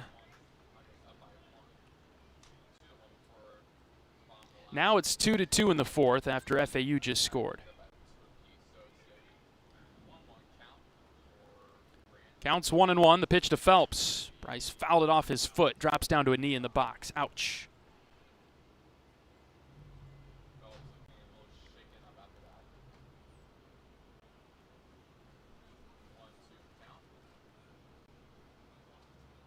Top of the order, Gable Mitchell on deck. Like to set the table a bit and get Bryce on. Bryce still taking his time. He's got the shin guard on his left leg, but I think that caught him just to the side of the guard. Here's the 1-2 pitch from Grant. Bryce hits left side. Romano knocked it down at third. Long throw across the diamond. Picked out of the dirt nicely by Ward. Good play by the FAU infield.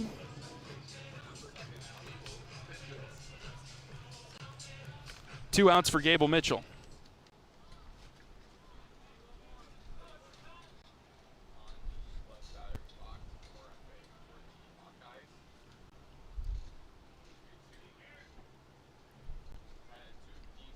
Gable hit by a pitch in the first, and he tripled in the third. Now he's got a single in the fourth.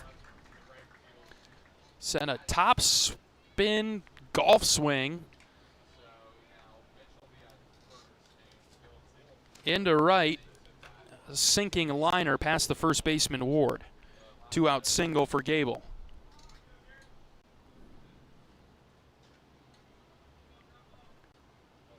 Time called by FAU. Looks like they're going to make a pitching change here. John McCormick on his way to the mound, and he points to the right field corner. So that'll do it for Grant, and we'll likely see one of the bullpen aces now for FAU that we've been preparing for all week. Top of the fourth inning, it's 2-2, and Mitchell is the runner at first base with 2 outs. We'll introduce the new pitcher when we come back. This is Hawkeye Baseball from Learfield. Go for the big Honda savings. Save thousands on the new Honda today with 0.99% financing. Go for the selection and inventory. Honda cars, trucks, vans, and SUVs are on sale. Get as low as 0.99% APR on a new 2025 Ridgeline. Go for the most car and driver 10 best awards with 98 trophies. Search your local Honda dealer today. See dealer for financing details. Financing on credit approval offer ends 3/2/26. You might think Iowa grows corn, but the truth is, corn grows Iowa. Corn can even fuel your drive to watch the Hawkeyes play when you choose Unleaded 88. It's a fuel that's cheaper, cleaner, and greener. Plus, it's homegrown, making Unleaded 88 the clear choice at the pump and totally worth the hype. So as you head to cheer on the Hawkeyes this season, don't just fuel up. Pump it up with Unleaded 88. Find Unleaded 88 at a station near you. Go to iowacorn.org/88.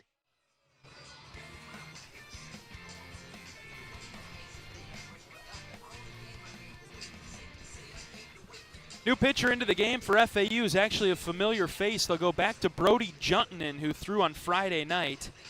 Juntonen, a 6'3" right-handed freshman from Orlando. He pitched on Friday, was the third reliever into the game. He threw an inning and a third, gave up 1 hit, 1 run, 1 walk. He struck out 2. And so the tall right-hander will come in with 2 outs. Maybe it's just a spot for him here to get the third out of the inning, and then they'll go to somebody else. But this is a name that we've already seen, and not one of the 2 that we are expecting to come in later in the game. It's 2-2 in the fourth. Wind picking up down on the field and blowing in from right center and over towards left. Had a really hard time getting the ball out of here today. Mitchell, the runner at first. We'll see if he gets active. Takes off on the first pitch. It's in the dirt. Throw down to second is high. Gable beat it. Stolen base for Mitchell, his second of the season. And that must have been very much so in the plans there.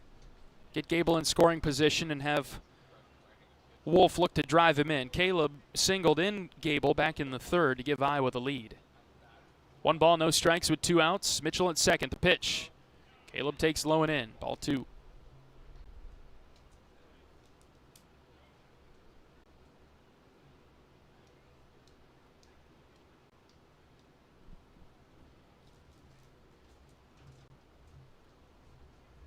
2-0 pitch.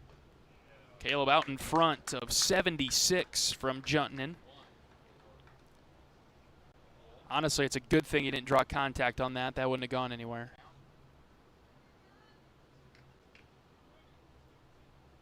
Two balls and a strike. Wolf 1 for 2 this afternoon. The pitch. Caleb popped it up. Into left field. It's the shortstop, LaRue, who's underneath it. And he makes the play for the third out. Caleb scooped under a breaking ball right down the middle and could not drive it. We're on to the bottom of the fourth. 2-2 is our score. This is Hawkeye Baseball from Learfield. Our mission at Oak Knoll is to provide exceptional retirement living and health services through life care. I'm Steve Rowe, CEO. We are a not-for-profit life plan community and have served the Iowa City area for 58 years. Oak Knoll is located near the University of Iowa hospitals and clinics, Kinnick Stadium, Carver Hawkeye Arena, Hancher Auditorium, and downtown Iowa City. Visit our website at oakknoll.com to learn more. We are a proud sponsor of Hawkeye Athletics. Go Hawks! At Mid-American Energy, our 1.6 million customers depend on our energy 24/7. That's why we work 24/7 to deliver the safe, reliable energy you need. To keep our 99.9% reliability record, we're enhancing our technology, improving resiliency, and investing in critical infrastructure. We're generating power from all available resources to cover any increases in demand. And we're innovating to ensure you always have the energy you need. Mid-American Energy, obsessively, relentlessly at your service.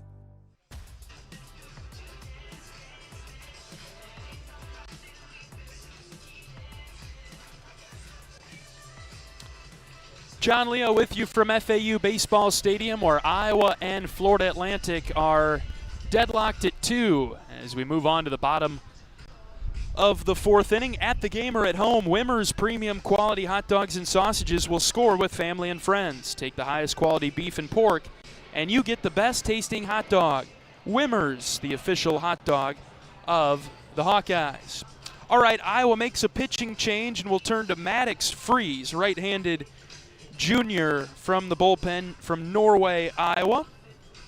Played his high school baseball at Cedar Rapids Prairie. Freeze, appearing for the second time this season, a 2.45 ERA, 3 2/3 innings pitched, gave up 3 hits, struck out 3.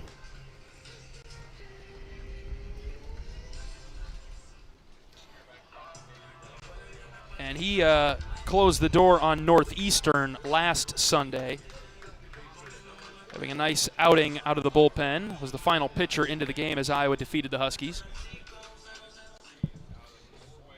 He'll relieve Nick Terhar after 3 innings.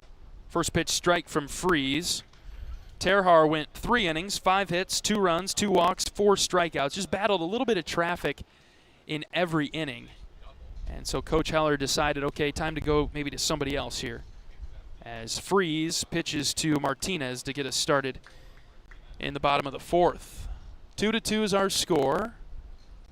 Another well-played game so far. It's been a well-played series between these two programs. 1-1 pitch from Freeze. Swing and a miss. Back to the off-speed, got him to chase.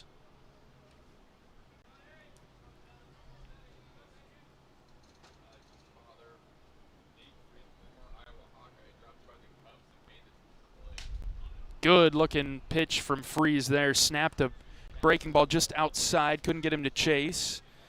Count evening up now.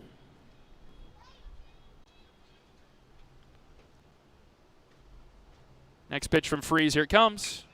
Grounded foul past Frost at third. Martinez doubled in the second, was later stranded.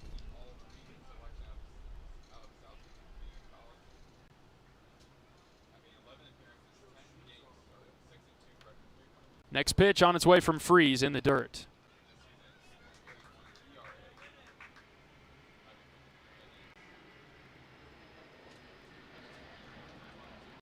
Count is full as Freeze climbs back on the rubber. Ready to pitch to Martinez. Here it comes. He reaches for it, pops it up first base side. Wolf giving it a look, running over. Caleb cannot make the play as the ball is foul into the netting.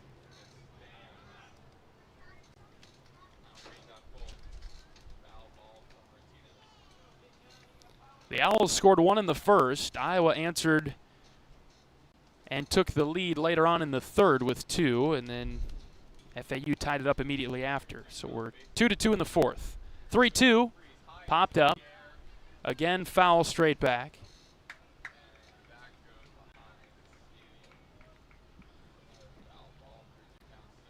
Martinez has been a free swinger. He has chased these pitches from frees and drawing just enough contact. Here's a 3-2. That one, he foul tipped into the glove of Max Burt for a strikeout.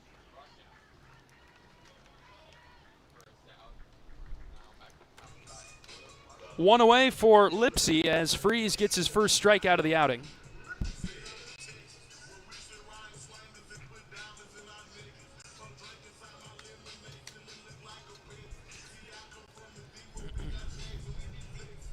And so flip to the top of the order. Lipsy has not been retired by Hawkeye pitching today. Single and a walk out in front of the good changeup from Freeze. That thing rolled right off the table.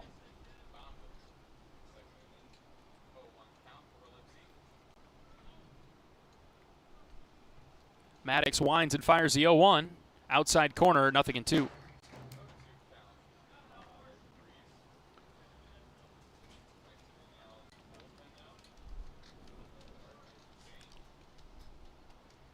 Freeze in control. The 0-2 is hit in the air, left side. Narrett moving forward and towards the line. Joe's got it. 2 down.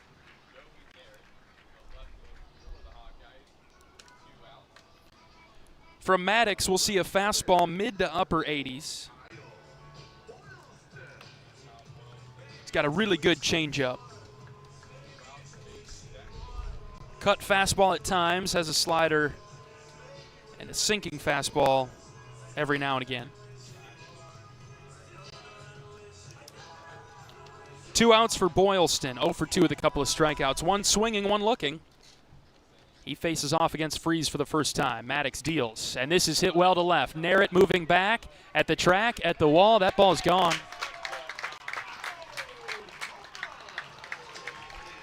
Wind was not going to slow that one down at all. Boylston got all of that in at 82, out at 99.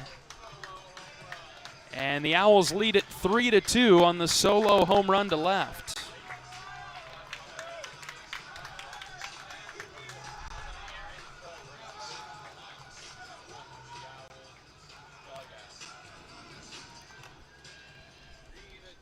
Ambushed the off speed.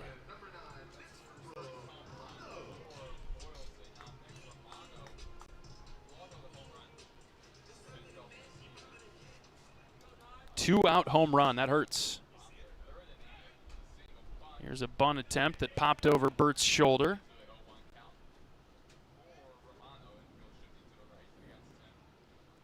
Romano hit by a pitch in the first, singled and scored in the third.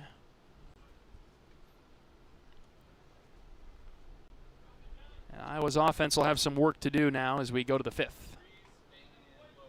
Pitch dropped low, below the zone.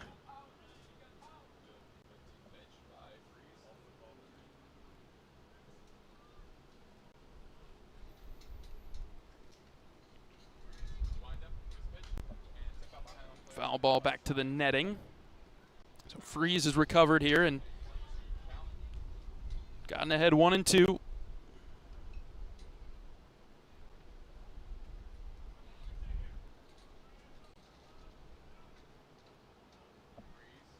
Maddox ready, the 1-2 pitch. Swing and a miss. He gets Romano and retires the side, gives up the solo home run, and Florida Atlantic has regained the lead. It's 3-2. Fifth inning coming up. This is Hawkeye Baseball from Learfield. Cancer doesn't care. It doesn't care what you look like, how old you are, what you do, or where you live. We do. University of Iowa Healthcare is doing more to beat cancer than anyone in the state. From second opinions to life-saving treatments that happen here first. We lead the way in research, training, and care because we believe that UI Healthcare is here to make all of Iowa better. UI Healthcare, changing medicine, changing lives. Visit uihealthcare.org. You power your day with passion and purpose. It's the same for Alliant Energy. We're modernizing the grid, blending new, renewable, and traditional energy sources to meet growing demand safely and reliably. We're rising to the challenge to meet your energy needs today and for generations to come.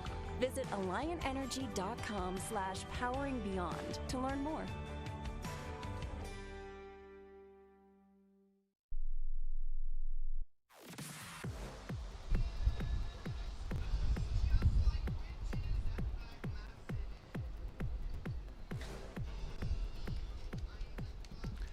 The Hawkeyes have surrendered the lead after getting out in front 2-1 in the third.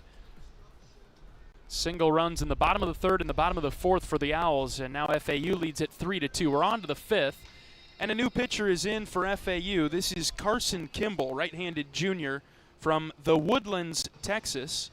Started his career at New Orleans. Stands at 6 feet tall, right-hander into the game. Not one of the two that we had thought of earlier during the scout as we get ready for this one. Kimball making his third appearance. He's only thrown an inning in those 3 appearances. 9 ERA, given up 4 runs, 2 hits. He's walked 1 with no strikeouts. All right. It'll be Miles Risley who will see him first.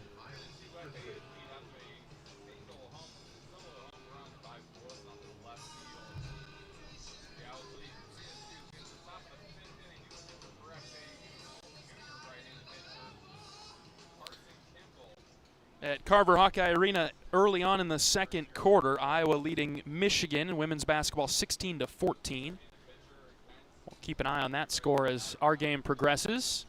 Miles Risley in the box, takes ball 1 down and in. Riz is 1 for 2 today. Struck out in the first, singled in the third. We'll see what he does in the fifth now. Iowa down by 1. Each team with 6 hits. Hawkeyes have not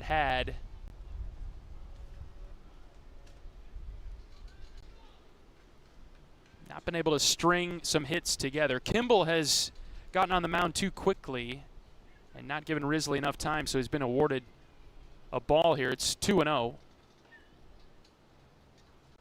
Next pitch to Riz. That's up, called a strike. Oh my goodness. Not seen that be called a strike all day today. That was at the letters.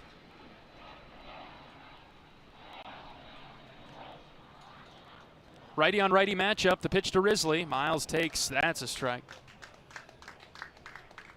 2-2.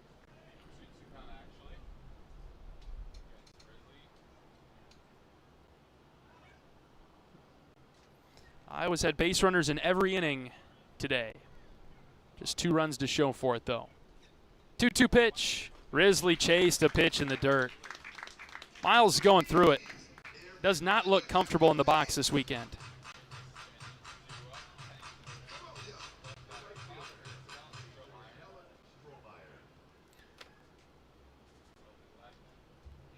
Kellen Strohmeyer comes up now, looking to get things going with 1 out in the fifth. Iowa down 3-2.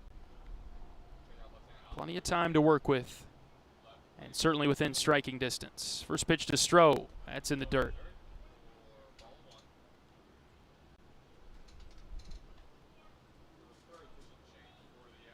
See Coach Sutherland in the dugout working with Risley a bit. Miles just looks a little bit off in the box this weekend. 1-0 to Strohmeyer. Kellen swings over the top, 1-1.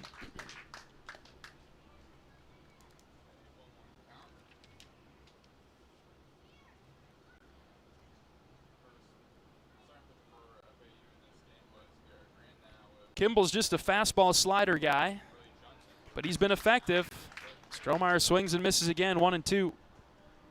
Talked a lot about Iowa having competitive at-bats and being tough outs. Today has been just okay. Kimball, the right-hander, delivers. Strohmeyer skies it in the air left side. Foul ground, playable. And a basket catch made by Romano in front of the half wall.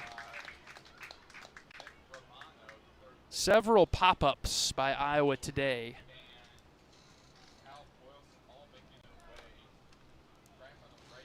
Not been driving through the baseball.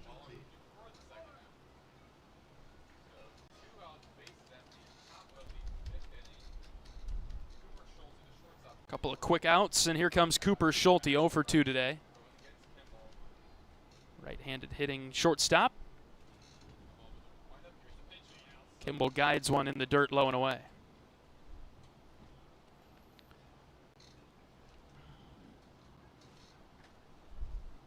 Four, 5, and 6 due up for the Owls in the bottom of the fifth inning. Currently, FAU leads it by 1. 1-0 to Schulte is outside again, ball 2. Kimball pulling away.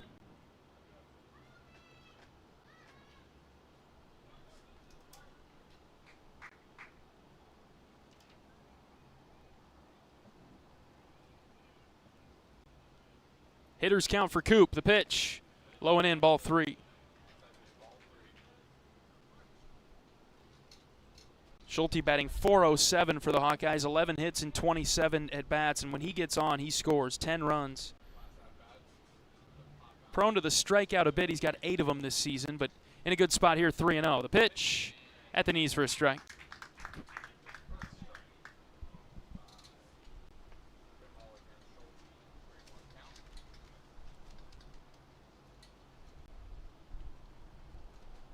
Kimball's 3-1. Schulte laces into left center field for a base hit. That will get all the way to the wall on 2 hops. Schulte drove that, and he's in with a 2-out double.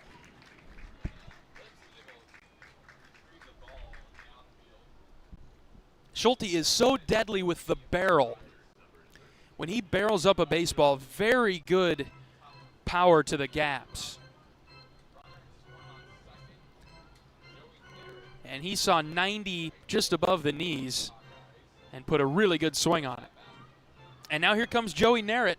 Narrett's who you want in this position, aiming to tie the game. He's been on twice. No official at bat. Hit by a pitch and a walk. First pitch, Narrett out in front. He chased a breaker in the dirt.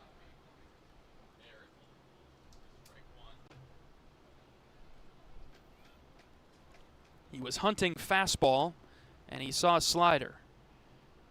When you guess wrong, you typically miss. Narrett in the left-handed batter's box, the 0-1. That's in the dirt. This time Joe kept the bat shouldered. It's 1-1.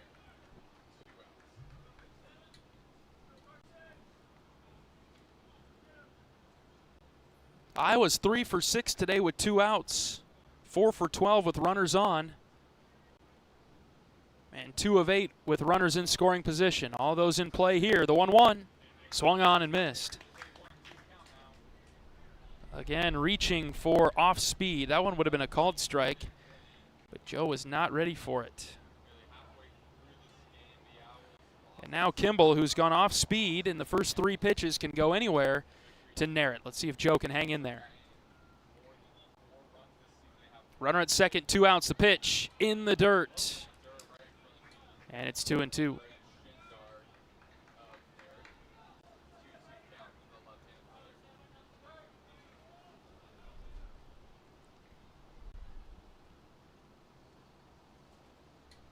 Narrett back in the box. Kimball ready. The 2-2. Joe hits in the air to center.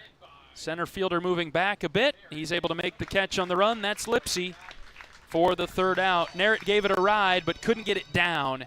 And so Schulte doubles but is stranded at second base. Bottom of the 5th coming up, FAU 3, Iowa 2. This is Hawkeye Baseball from Learfield. Despite the unshakable Iowa-Corn Cy-Hawk rivalry, there is one thing Iowa State and University of Iowa fans can both agree on. Getting hyped for Unleaded 88. It's cleaner burning and better for your engine, and it's cheaper than other fuel options, making Unleaded 88 the clear fuel choice. If Iowa Corn Cy-Hawk rivals can agree on it, you know it's worth the hype. So pump it up with Unleaded 88, grown by Iowa corn farmers. March on over to Riverside Casino and Golf Resort March 26th for an unforgettable performance by country music star Tracy Lawrence. Get ready to hear iconic hits such as Paint Me a Birmingham and Time Marches On, as well as find out who your friends are and Texas Tornado. This is one country music experience you won't want to miss. Secure your tickets now for this must-see concert at riversidecasinoandresort.com or visit our gift shop. We'll see you there.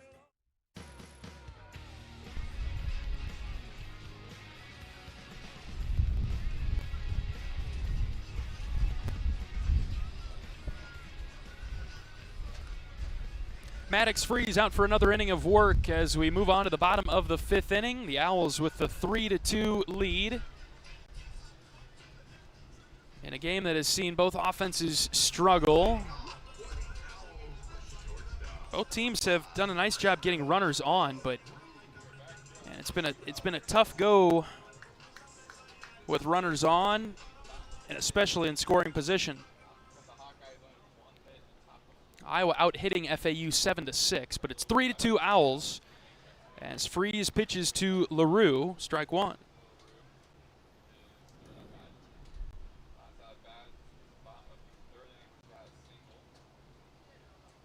LaRue's been good today with a couple of hits. The 0-1. That bounced in front of Burt, 1-1.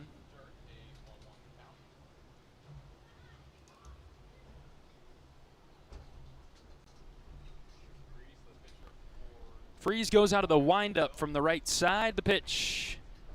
He bunted it off of his shoulder, rolled up to his face, and hit him in the mouth. Ouch. He got out of the box quickly, trying to bunt for a hit. The ball hit the bat and then rode up and caught him in the mouth. He went immediately to his face with his hand. Looks like he's okay, though.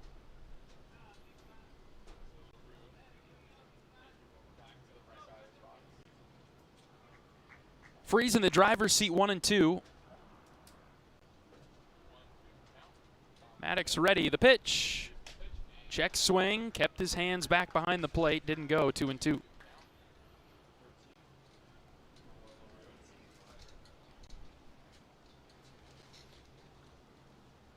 LaRue up to 350 batting average now. 2-2 pitch. That's down. Ball 3. Have not been going after the sliders from Maddox. They have not been close enough to the strike zone to warrant swings, unfortunately. Full count. Freeze ready. The pitch. Fly ball right side. That's out of play. Foul.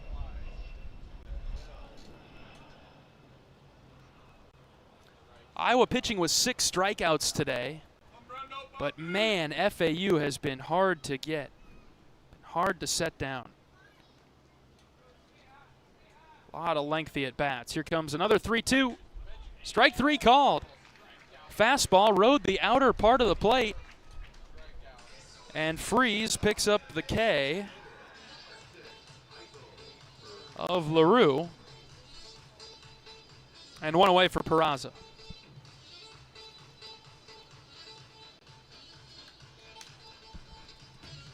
Time called briefly. Cooper Schulte's pitch comm died on him, so he needs to get a replacement.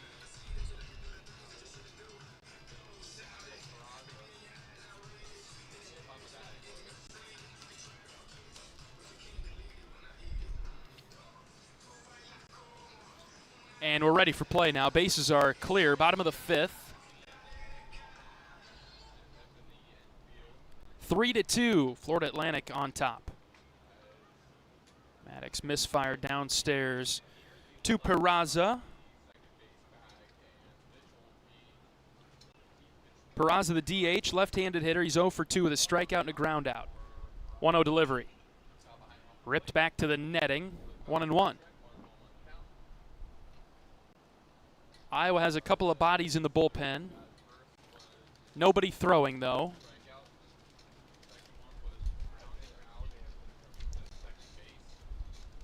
Count even at 1. The next pitch from Freeze.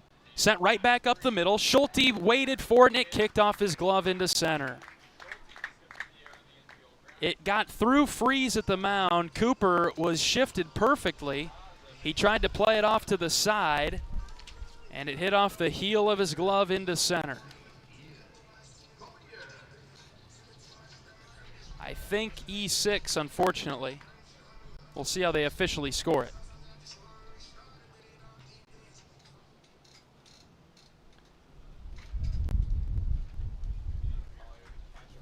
Coop would probably be the first one to tell you he makes that play. They're going to score that as a single.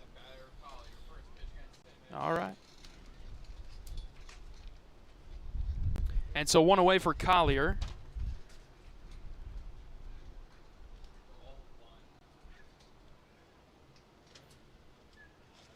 RBI ground out in the third. Freeze unable to find the strike zone on the first 2 pitches to him.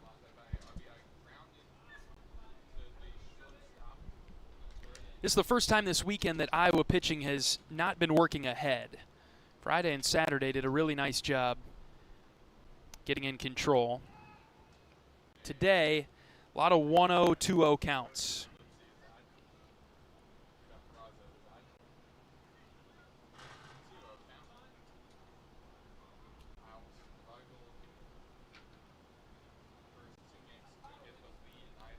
Good lead at first base. 2-0 pitch to Collier. Outside, called a strike. Whoa. We'll take it, but man, we haven't seen him extend the strike zone that far today. Makes it pretty tough on the hitters.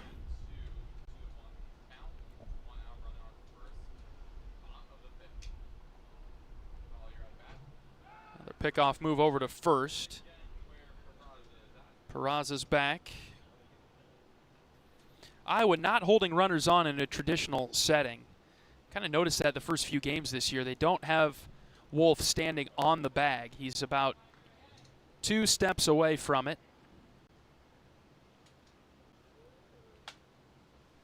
The 2-1. That was closer to the plate than the last pitch. Maybe a bit lower, but called the ball, and it's 3-1. Tough. Florida Atlantic, a good enough hitting team to do some damage when you have to go middle. Not getting the calls in the low outside part of the zone. It makes it tough to come into the middle.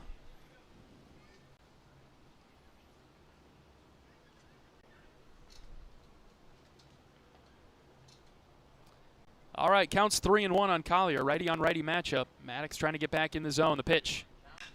High fly ball hit in the air to center. Risley moving over towards left center and makes the catch. 2 down.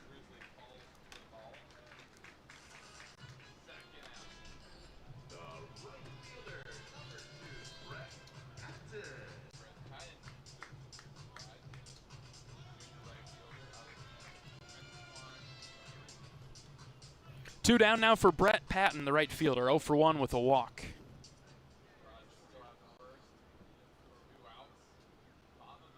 See if Freeze can start ahead. Pitch from the driver's seat. That'd be nice. Like I said, a lot of 1-0, 2-0 counts from Iowa pitching today. Had not seen that. Had seen the opposite Friday and Saturday. We're in the bottom of the 5th. FAU 3-2 over Iowa. Hawkeyes looking for the sweep. First pitch from Freeze is outside for a ball.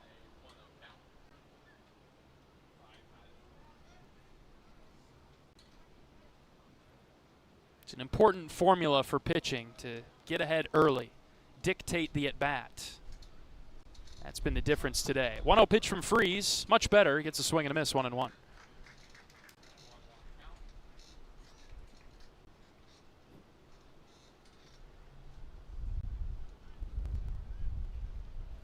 Patton walked in the third, flied out to Risley in center in the second. Iowa's got him shifted to pull, the left-handed hitting right fielder. 1-1. Runner takes off, pitches inside, throw to second is right on the money. Max Burt zipped a dart down to Cooper Schulte, and Peraza caught stealing to end the 5th. Nicely done by Max Burt. 6th inning coming up, FAU 3, Iowa 2. This is Hawkeye Baseball from Learfield.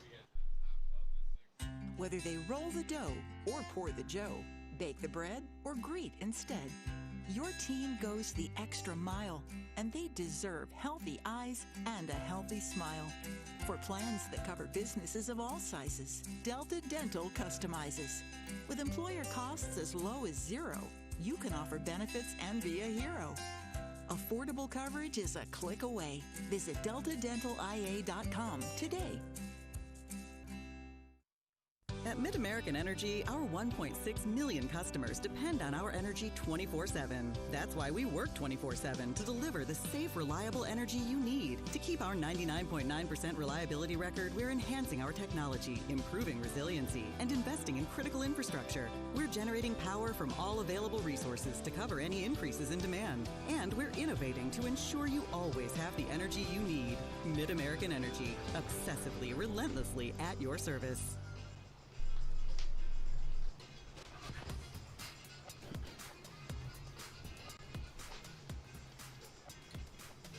This scoreboard update is brought to you by Community Choice Credit Union. High fees, unfair charges, no early paydays, no bank you. Become an unbanker instead at Community Choice. Let's look around some important scores across the Big Ten, the country today. Iowa women's basketball up on Michigan at halftime, 27-20. Defensive battle there, as the Hawkeyes have a 7-point lead on their home floor against the Michigan Wolverines. As we look at some baseball scores, Illinois all over 7th-ranked Coastal Carolina in Conway. It's 12-3 Fighting Illini. Indiana up 6-3 on Notre Dame in Jacksonville. Oregon State leads Purdue 2-1 in the early going down in Round Rock, Texas. Oregon State probably going to hang out in Texas, I would think. They're going to stay and be in Frisco next weekend. Iowa will play them on Sunday of next week. Rutgers and Virginia Tech are scoreless. Virginia Tech with a walk-off home run to beat the Scarlet Knights yesterday. Minnesota and Northeastern just about ready to get underway, as are Penn State and Richmond, Michigan State and Texas, and Ohio State and Memphis. Jackson Frost is the batter, and he grounds out to shortstop to begin the 6th on a half swing.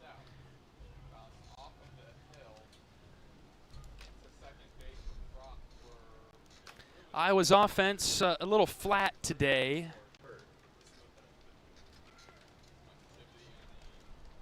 It is a quick turnaround from last night, early morning today. Maybe the Hawks in general just need a bit of a spark here. Max Burt, the batter, pitch low and outside. Games yet to come today: Maryland, Louisiana, Boston College, Northwestern, Rice, and USC. Youngstown State and Oregon, Washington and Loyola Marymount. Next pitch in the dirt again. 2-0 now. And then some major matchups later in the day: Nebraska and Florida State. Florida State ranked 14th in the country. K-State beat Nebraska yesterday 5-3. And the Wildcats will play Big Ten foe Michigan tonight. TCU and UCLA will wrap up their series. It's already in hand, as the Bruins have won the first 2 of that series in LA. 3 balls and no strikes on Max Burt.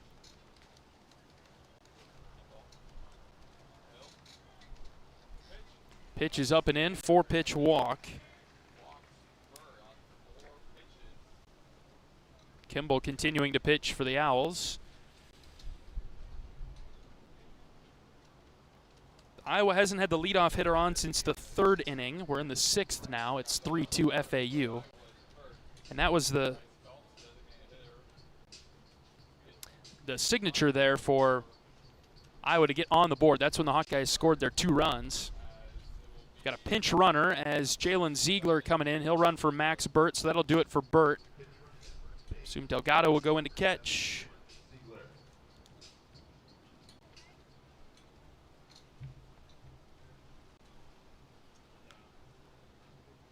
Iowa feels an opportunity in the 6th with the top of the order looming in the on-deck circle. Let's see what Bryce Phelps can do. Phelps 1 for 2 this afternoon, a single and a ground out. Do not want to ground out here. First pitch to Bryce in the dirt. And now Kimball's missed on 5 in a row. I think Bryce should have a pretty yellow light, possibly even red till he sees one from Kimball across the zone.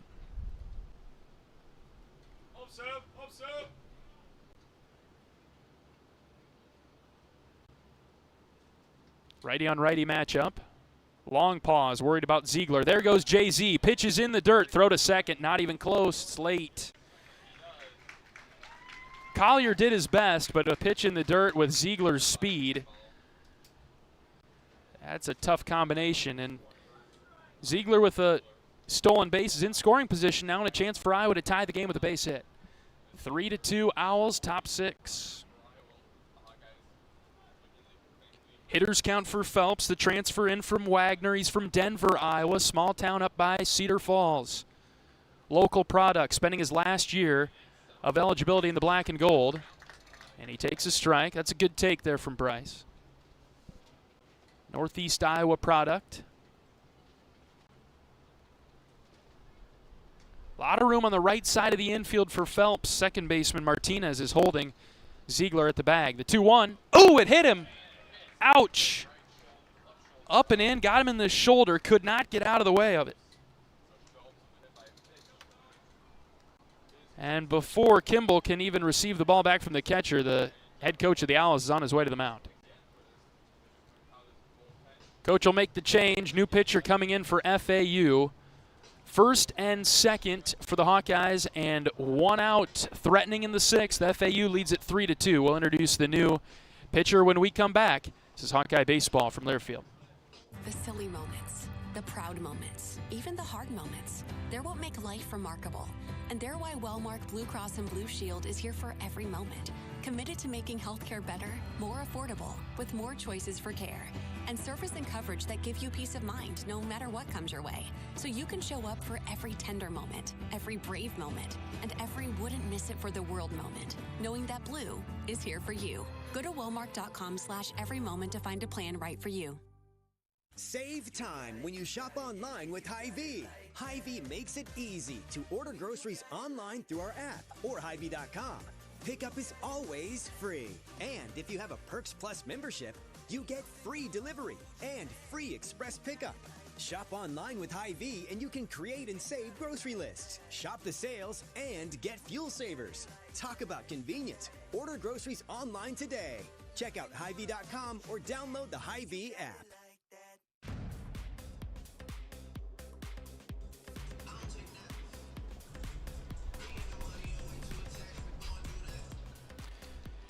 New pitcher into the game for FAU's redshirt sophomore, Kide Adetui. This is the guy that the Owls wanted to go to. Left-handed reliever, very good pitcher for the Owls. 6'1", left-hander from Merritt Island, Florida. Adetui making his 3rd appearance of the season, a 2.16 ERA. He's thrown 8 1/3. Given up 5 hits, 2 runs, 4 walks. He struck out 9. Opponents batting just 172 against Adetui, the left-handed reliever.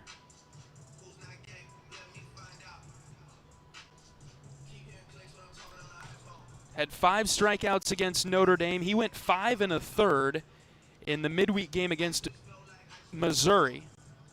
And against the Tigers, gave up 3 hits, 2 runs, walked 2, 4 strikeouts. Had a wild pitch, did give up a home run, had a no decision in the game. And so this is their guy. This is who they've wanted to bring in. And Adetui will face the top of Iowa's order, so we'll see some of the best Hawkeye hitters. This is best on best here. Through 3 innings of scoreless baseball with 5 strikeouts against Notre Dame. 5 1/3, gave up 2 runs against Missouri. This guy's pretty good.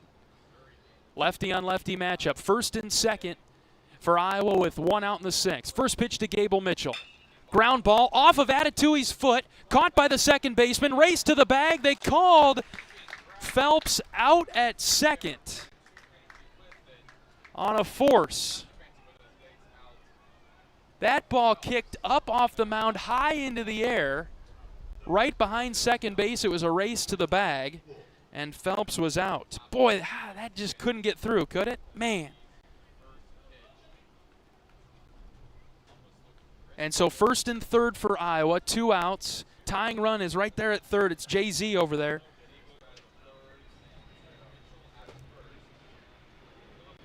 Unlucky break for the Hawkeyes. Huge spot, continues on. Atatui ready, the lefty, kicks and fires, a spinner outside for a ball. A lot of sliders.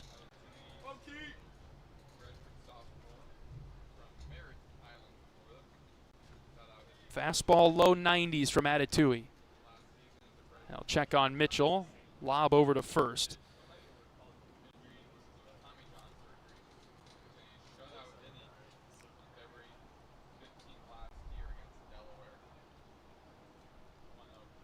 Caleb Wolf, the batter, in a huge spot. Top of the 6th, the 1-0. Wolf took it for a strike. That started at his shoulder and dropped into the zone.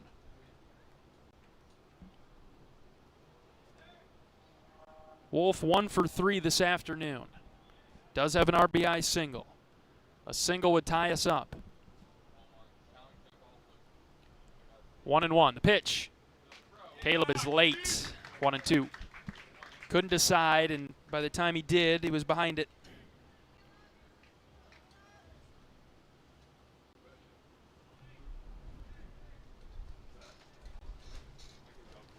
One ball, 2 strikes, 2 outs. Atatui ready, the lefty pitches. Swing and a miss. Wolf chased one way out of the zone. And Iowa threatened, and the 2 best hitters on the team go down and are unproductive, and we'll move on to the bottom of the 6th inning with FAU leading 3-2. This is Hawkeye Baseball from Learfield. Hi, this is Coach Jan Jensen inviting you to join me for Hawk Talk, live from the Watermill Kitchen and Bar inside the Hyatt Regency at the Iowa River Landing. We'll talk Hawkeye women's basketball, answer your questions, and have a lot of fun along the way. The show airs weekly on the Hawkeye Radio Network. Check the full schedule at HawkeyeSports.com. I'd love to see you there. Go Hawks! Save time when you shop online with Hy-Vee. Hy-Vee makes it easy to order groceries online through our app or Hy-Vee.com. Pickup is always free. And if you have a Perks Plus membership, you get free delivery and free express pickup. Shop online with Hy-Vee and you can create and save grocery lists. Shop the sales and get fuel savers. Talk about convenient. Order groceries online today. Check out Hy-Vee.com or download the Hy-Vee app.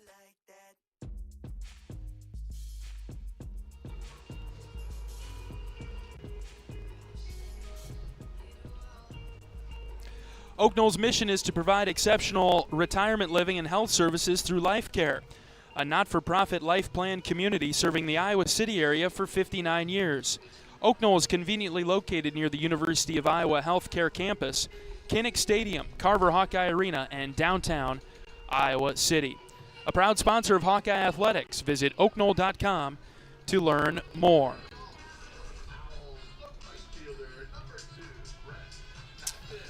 All right, bottom of the 6th, FAU on top 3-2. Maddox Freeze continuing to pitch for the Hawkeyes. Matt Delgado in to catch for Iowa. Brett Patton will lead it off, and he takes a bender downstairs, ball 1. Iowa had a chance to tie it in the 6th. Runner at third and less than 2 outs could not bring him home. Patton skies one to center. Risley moving back, and he's got plenty of room. Miles makes the grab, 1 away.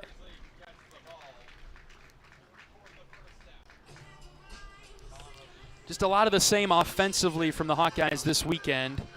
Just whether it's runners in scoring position, stringing hits together, it's been just a little bit hard to come by. Have done enough in the first 2 games to win, but going to need some better at-bats here in the final 3 frames. Here's Patrick Ward swinging early on a pitch from Freeze. Maddox settling in nicely after giving up the solo home run in the 4th that gave the Owls the lead. Here's the 0-1. low and away. He tried to dot the corner, but just missed.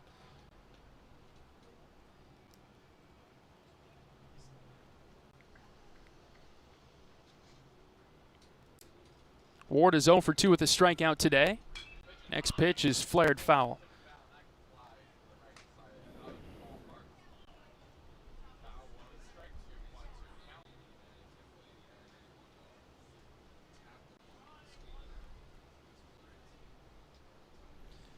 Maddox in control, the 1-2. Line drive, base hit into left. Caught too much of the plate, and Ward pulled it in between Schulte and Frost. 1 out single, and now John Martinez comes up.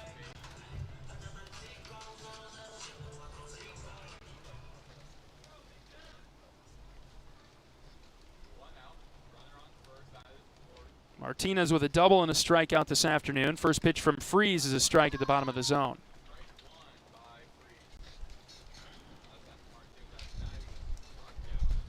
Wind picking up, blowing from right to left. Freese with a long pause. The 0-1 is drilled back into the netting. 0-2.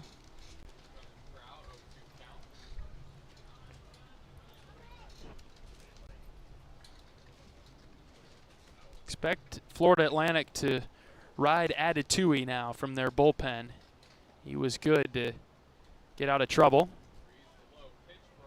I was ready for him. That's the name that Coach Sutherland has been keyed in on the past few days. Just didn't know when we were going to see him. Didn't see him Friday or Saturday because the game was relatively out of hand by the time FAU went to its bullpen. 1-2 is the count on Martinez. Freese delivers. Ground ball, third base. Frost dives, knocks it down. He's got no play, though. Again, the last bounce on the infield grass kicks high. And so Frost had initiated his dive and had to throw his glove hand to the sky to get that ball. And it impacted his dive as he hit the ground then, and as he got up, he had no play. Well, a hold is crucial here. Got to find a way to get through this. Trailing 3-2, bottom 6. Lipsy, the top of the order. Left-handed hitter, first pitch from Freese. Good cut, but he comes up empty. Keep ripping it, Marsh. I'm Marshy.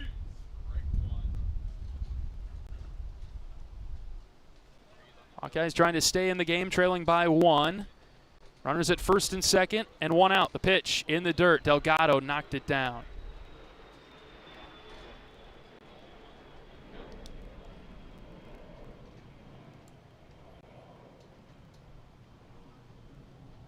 Bullpen update. A few Hawkeyes out there. Nobody throwing. We're rolling with Maddox here.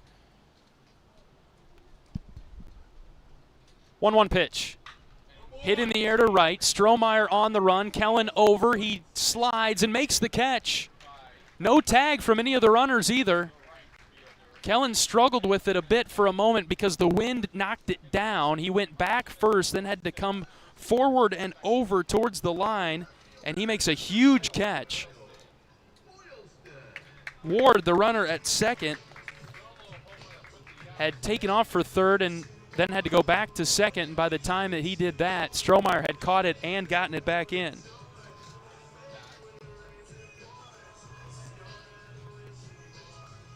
And here comes Kyle Boylston. Boylston has the go-ahead home run back in the 4th. First pitch, he's swinging for the fences again, and he knocked it foul straight back.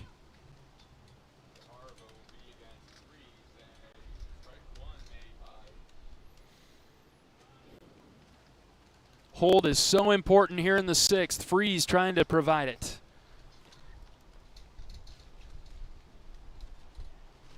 Oh, and 1 is the count. The pitch. Check swing. He went around. They'll send it down to first. It's 0-2. Boy, I'm surprised they even had to send that to first. 0-2 now.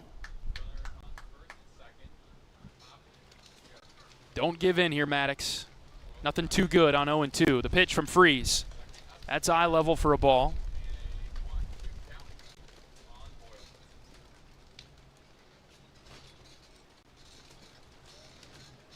Missed with the fastball. We'll see if he goes back to the spinner. Bottom of the sixth, Iowa down by 1, trying to hold on here. The 1-2, hit on the ground to third. Frost has this one. He throws to second for the force out, and Iowa gets out of the jam. Bats have got to pick it up. Down by 1, and have had a lot of traffic. We'll see if Iowa can put something together against Atatui, who is galloping to the mound and ready to pitch for the Owls. 7th inning coming up. It is 3-2 FAU. Back in a moment. This is Hawkeye Baseball from Learfield. The silly moments, the proud moments, even the hard moments. They're what make life remarkable. And they're why Wellmark Blue Cross and Blue Shield is here for every moment. Committed to making healthcare better, more affordable, with more choices for care. And service and coverage that give you peace of mind no matter what comes your way. So you can show up for every tender moment, every brave moment, and every wouldn't miss it for the world moment, knowing that Blue is here for you. Go to Wellmark.com/every moment to find a plan right for you. Hawk fans, be sure to visit and connect with the official Des Moines local business partners of the Iowa Hawkeyes, Aplos, and Community Choice Credit Union. Do you smell that? No, it's not just toast. That's the smell of your car payment becoming toast. Move your car loan to Community Choice and toast those payments for 99 days. Get started at unbankyourride.com. Loan subject to credit approval and analysis.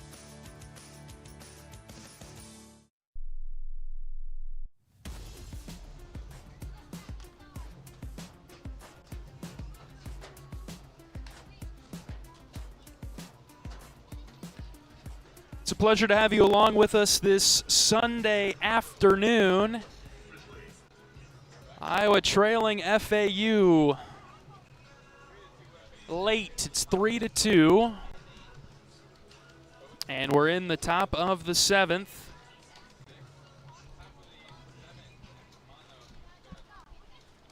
Florida Atlantic's bullpen ace, Kide Atatui, is on the mound and ready to pitch.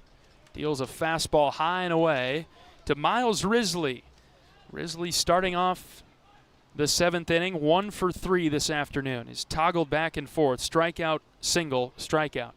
Let's keep that pattern going and get a single here, Miles. The 1-0. It's in the dirt with the spinner. 2 balls and no strikes. Very good take there from Miles.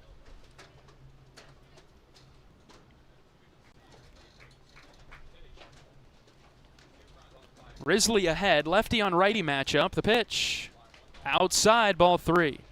Couldn't locate the slider.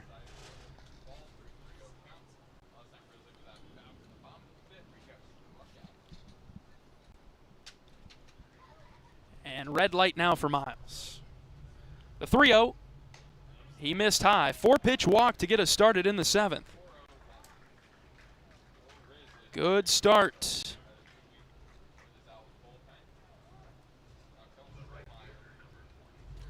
And that brings up Kellen Strohmeyer. Strohmeyer singled in the 1st, reached on a fielder's choice in the 3rd, and popped up in the 5th.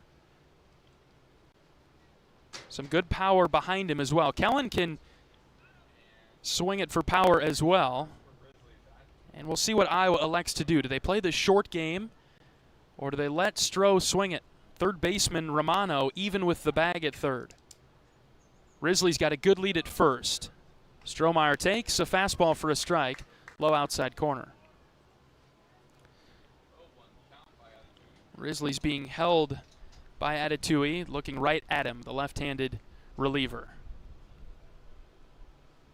Counts 0-1. He'll throw it over to 1st again. Miles back without a dive.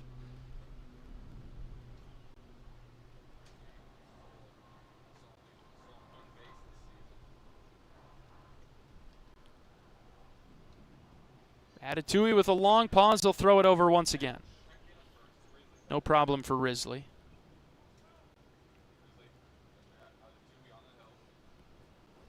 Hard guy to run on. I don't know that Iowa will be running. If anything, they'll do short game. Risley does take off, and Strohmeyer fouls it off. Iowa spent a lot of time they do spend a lot of time, especially during the indoor season, reading the moves to the plate. Risley had a good read on Atatui there. Kellen's down in the count now, 0-2. Nobody out in the 7th. Iowa down by 1. Tying run, Risley at first base. Would love to move him along in some regard here. A lot of room in right center for Strohmeyer if he can get turned around on one.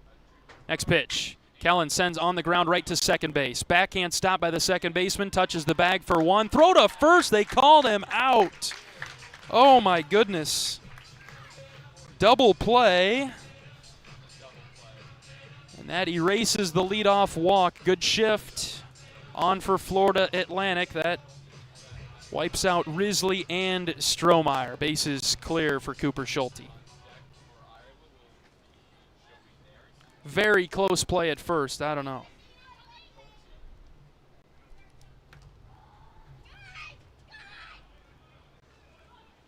Slider low, ball 1 to Cooper Schulte, who doubled to the left center wall. Back in the 5th, but the bases are empty and there are 2 outs. And there's a strike. It's 1-1. Dropped another slider, but that one caught enough of the zone.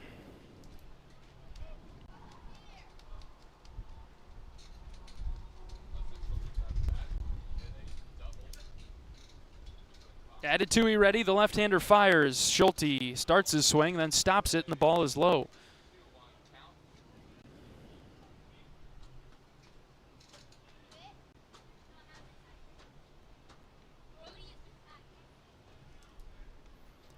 Two balls and a strike now. The pitch to Schulte. Cooper sends a high chopper up over the mound. Atatui's got it. He steps and throws over to first for the 3rd out. Time for the 7th inning stretch. Florida Atlantic 3, Iowa 2. This is Hawkeye Baseball from Learfield. From the roar of the crowd to Carver cones, can't miss plays and heart-pounding finishes. There's something for everyone at an Iowa athletics event. Don't just hear about it or see the clip on your phone. Be part of it. Change up your routine and get your friends together for an Iowa athletics event. Make it a memorable one by visiting HawkeyeSports.com. Fire up the fight song, cue the victory polka, and experience what it means to be a Hawkeye on Iowa, and go Hawks. If you or someone you know is having thoughts of suicide, experiencing a mental health or substance use crisis, or just needs someone to listen, 988 provides a direct connection to free, confidential, and compassionate support.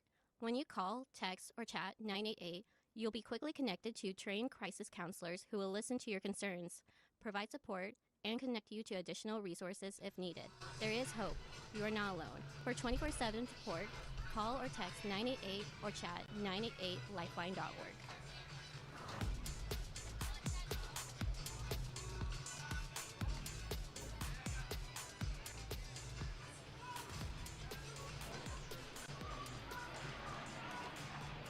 John Leo with you from FAU Baseball Stadium.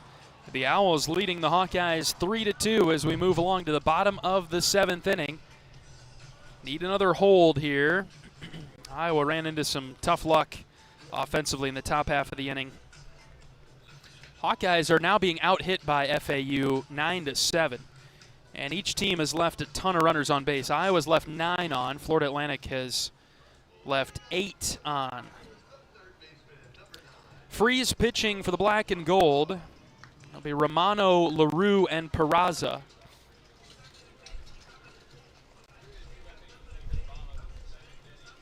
Iowa has already won the series, which is very important. Freeze delivers, and here's a line drive into right for a base hit. Romano is on, leadoff single, bottom of the 7th.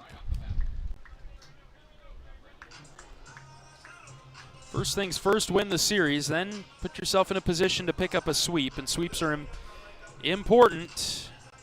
But Iowa trailing 3-2, bottom of the 7th, in their pursuit of a sweep this afternoon.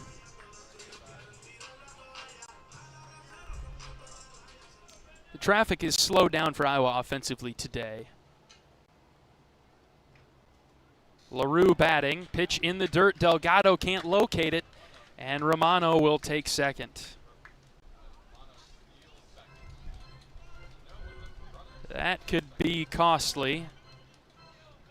If Freeze and the defense can't hold Romano there at the second base.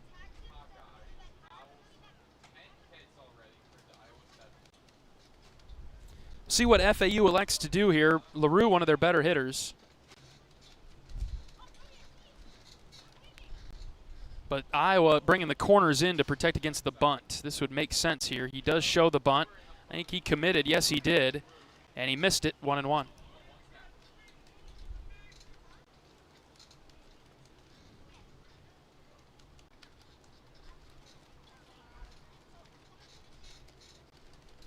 One ball, one strike. Corners remain in. Wolf and Frost in on the grass. The pitch. Hit in the air. Shallow center as Risley comes forward. He makes the catch, quickly gets it in. No tag from Romano.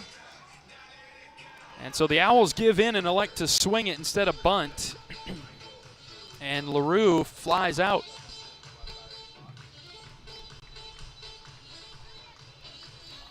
Hawkeyes are back at home on Tuesday against Wartburg.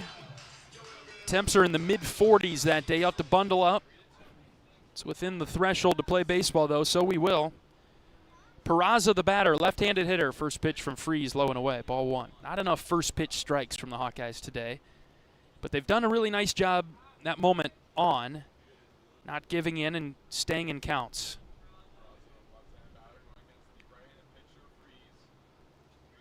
Maddox ready, the pitch. Low and in, ball 2. Conference play is approaching, but we're still a ways off before we get some home Big Ten baseball. As Iowa will start at Penn State and at Michigan State. 2-0 from Freeze, waved at and missed, 2-1.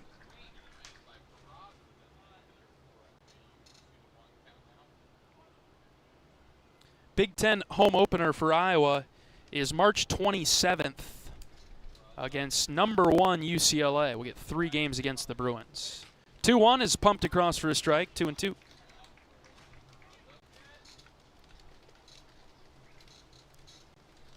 Not only does Iowa start the season on the road in places like Phoenix, Boca Raton, and Frisco. Here's a ground ball to the right side. Gable picks it up off the dirt and throws out Peraza. You get right into Big Ten play, and you got to go to Penn State, to Michigan State, and that Michigan State series is sandwiched by midweeks at UIC and at Illinois State. Just a brutal schedule for Iowa. A lot of time on the road. And we know that coming into the season, a lot of time on the road early, because you can't really count on playing baseball in Iowa in February. But man, the month of March also being spent on the road. No favors on the schedule. We'll have a home series against Lindenwood March 6th through the 8th. Hopefully we're good enough to play baseball in Iowa City at that time. Runner at third for FAU, 2 outs. Ian Collier, the batter. We're in the bottom of the 7th, and the Owls lead at 3-2. 0-1 pitch from Freeze on its way home. Swing and a miss. Good looking breaking ball. He got him to go fishing for it, 0-2.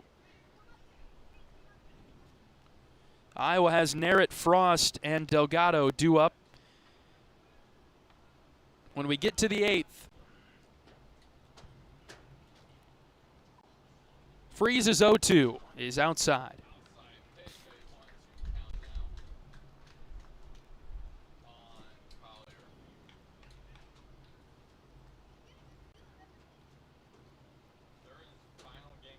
It's a key runner over there at third. Got to hold him off. Freeze set. The 1-2. Grounded foul again, this time the third base side.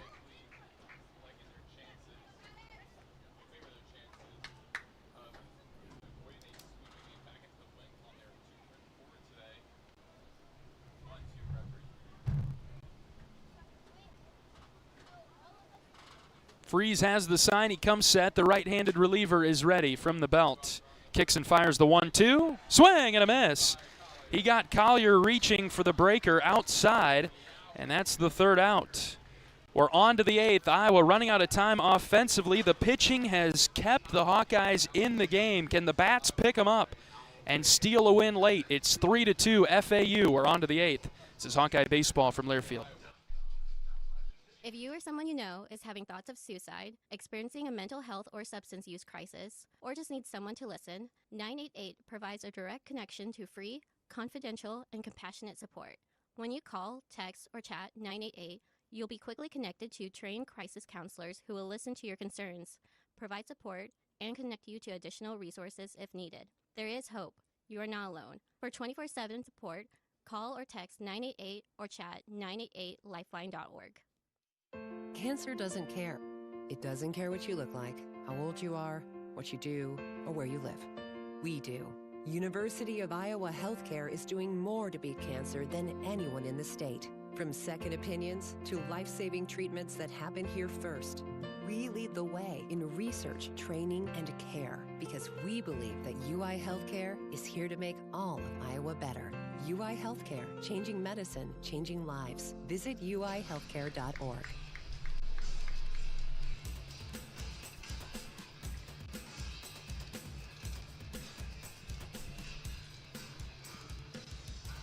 Welcome back to the broadcast booth at FAU Baseball Stadium. We're on to the 8th inning. Iowa trails Florida Atlantic in its pursuit of the sweep. It's 3-2 Owls. And I think maybe fortunately for the Iowa hitters, Adetuyi is done, but they're going to go to another bullpen arm that we've already seen. This is a good pitcher for the Owls. Kaiser Smith, right-handed junior from Stonewall, Louisiana. We saw Smith in the opener. And Smith threw an inning and 2/3, gave up 2 hits, 3 runs, 1 walk, 1 strikeout. They're going to go back to a trusty right-hander that they like out of their bullpen. We'll see how Iowa attacks him this time. Trailing 3-2 in the 8th. Joey Narrett, Jackson Frost, Matt Delgado will be up for the Hawks. So Adetuyi done. Did his job. And he'll turn it over to Smith. Starting the 4th quarter at Carver Hawkeye Arena, Iowa is up by a touchdown, 42-35 on Michigan. Women's basketball being played today.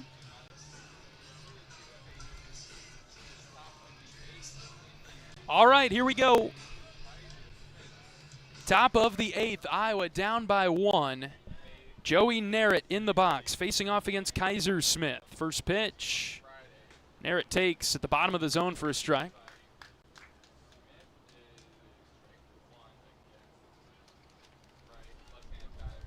Good start for Smith. Narrett is 0 for 1 with a walk and a hit by pitch. Time called by Narrett as he readjusts his elbow guard.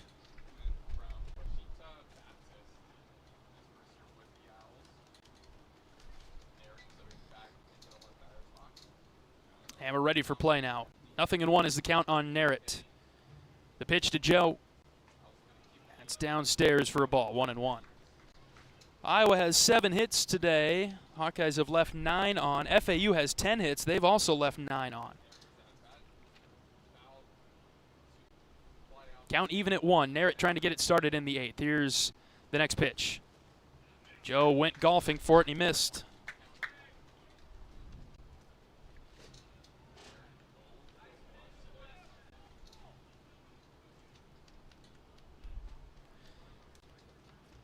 Iowa's done an okay job getting the leadoff man on today as Narrett sends a ground ball to first, and he will be retired unassisted by Ward.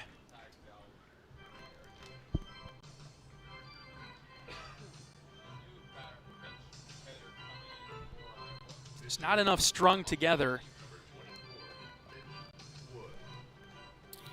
for Iowa today. Here's Mitch Wood. He will pinch hit for Jackson Frost. Wood, senior from Ottumwa.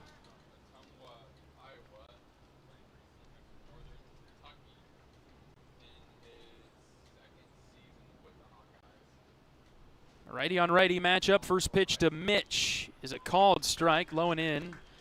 quadrant of the zone.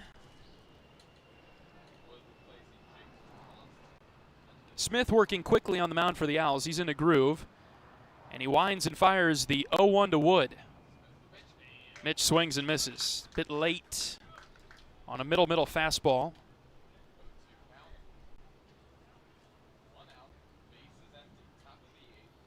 Iowa desperately looking for a spark late. Looked a little bit flat today.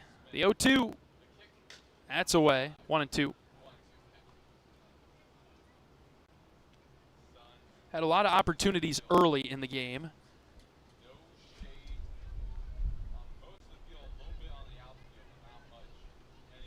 Tough sledding most of the day. 1-2 to Wood. Mitch sends a spinner back to the screen. And we'll do it again.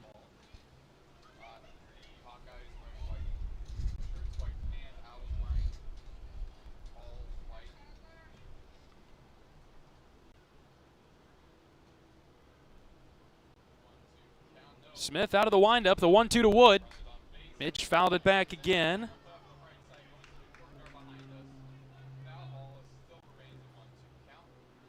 Wood 3 of 6 on the season, 4 runs batted in. He's drawn a walk. He's got a double as well.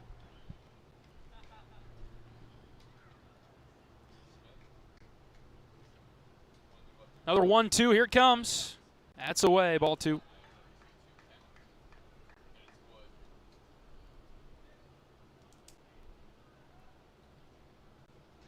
Delgado on deck. See if Wood can get on in front of him.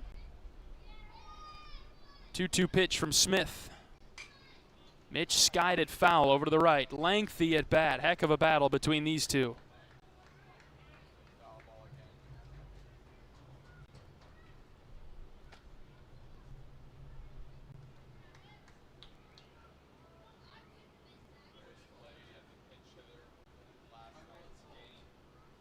Smith pitching for the Owls. Out of the windup, the 2-2. It's low, ball 3.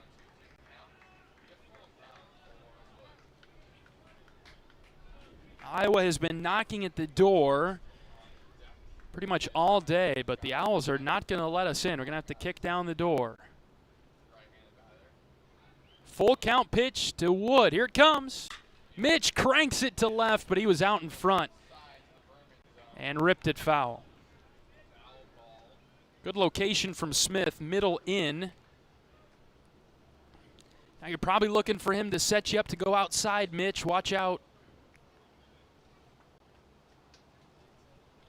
Full count delivery. Here it comes. Swing and a miss. He went outside with the fastball, and Mitch couldn't keep up. 2 down.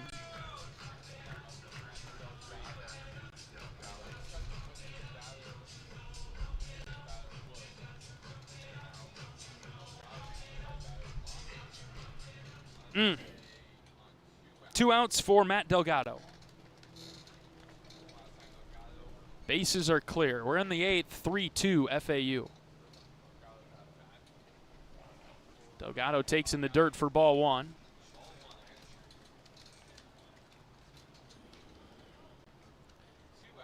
The Owls will have 7, 8, and 9 coming to the plate in the bottom of the 8th. See if Iowa can get a 2-out rally started. The 1-0 pitch. That's low, ball 2.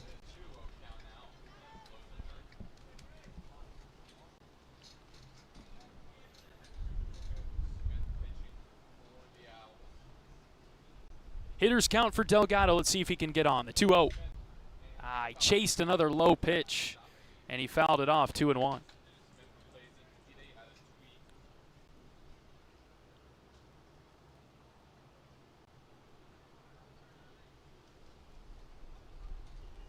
Smith back in the count. 2 balls and a strike. Next pitch to Delgado.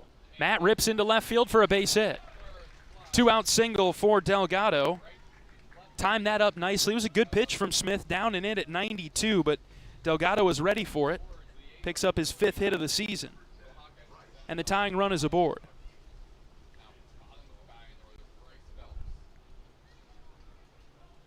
Bryce Phelps comes up now. Top of the order's on deck. Can Bryce deliver a clutch hit to keep the inning going? Big spot, Iowa down by 1. 2 outs. First pitch to Phelps. Bryce takes at the knees for a strike.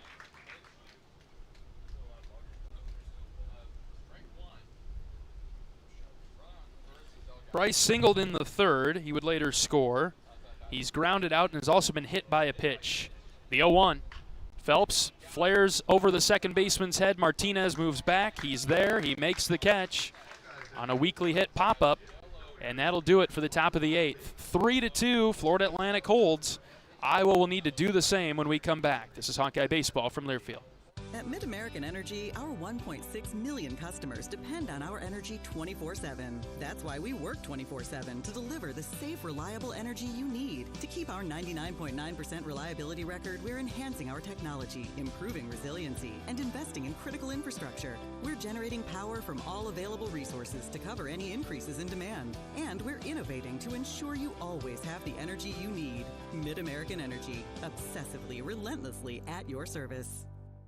You asked for all the extreme internet performance at an all-in price, and we listened. Get 1 gig internet with a 2-year price lock and everything included. Unlimited data for non-stop streaming, powerful Wi-Fi for enhanced coverage, built-in online threat protection, and internet equipment. All for just $65 a month for 2 years. It's the extreme 1 gig internet deal you asked for. Call 844-4FASTER or visit extreme.com for details. Offer available to new customers only. Price doesn't include one-time charges, tax, and government fees.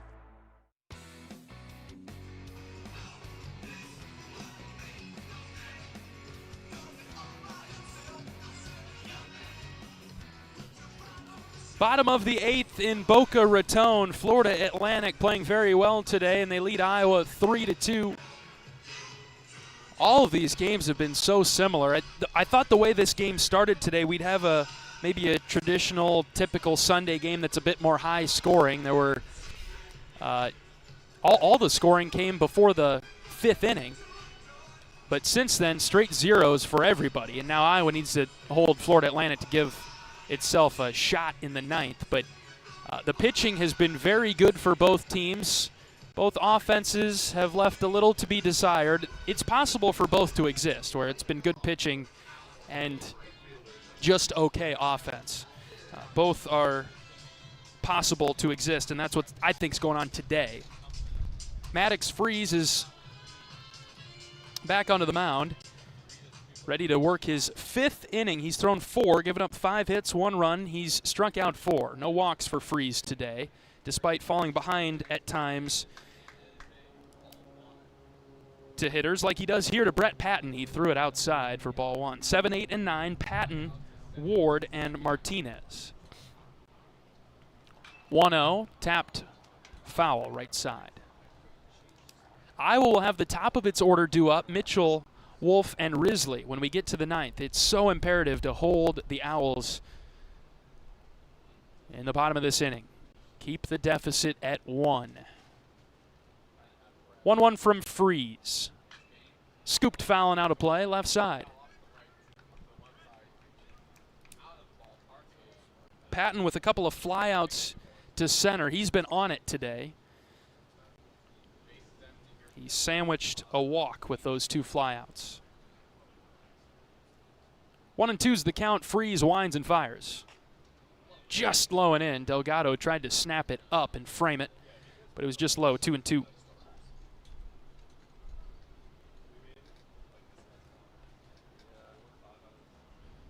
Count even. Freeze rocks and brings it home. Another foul ball to the right. Patton is a tough guy to strike out.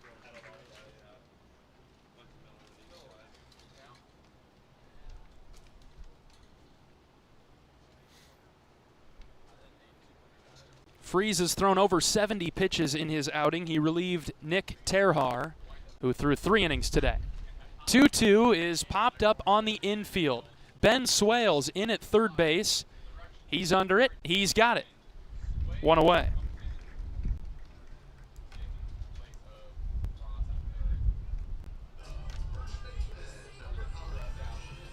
And now we'll see Patrick Ward come up. Base is clear and 1 out.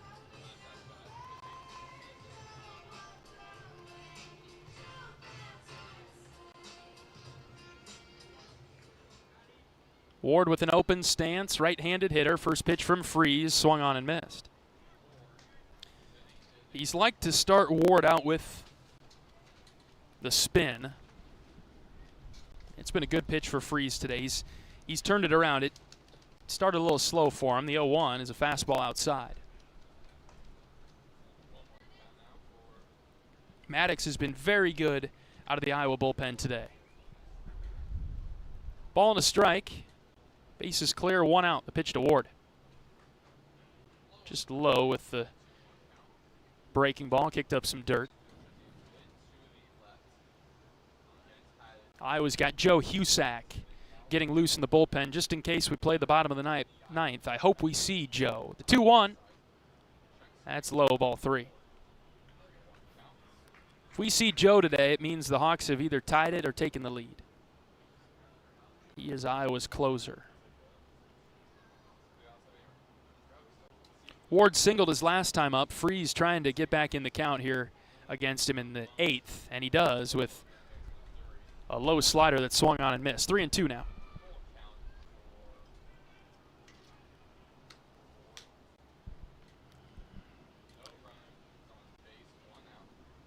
Freeze ready. He winds and fires the 3-2. Tapped on the right side. Delgado trying to track it down. Quickly throws to first. Out at the bag. My goodness.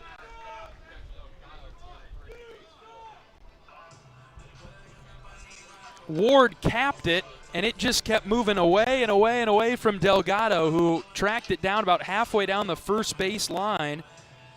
And he threw it to Wolf, who had to stretch in a very bang-bang play at first. There have been a couple of them today. Woo!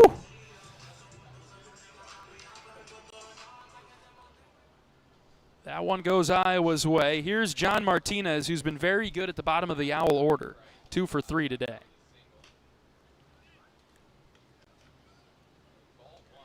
Slider from Freeze bounced in the dirt for ball 1. And the right-handed reliever's ready with the 1-0. This is fouled back. Count even at 1 now.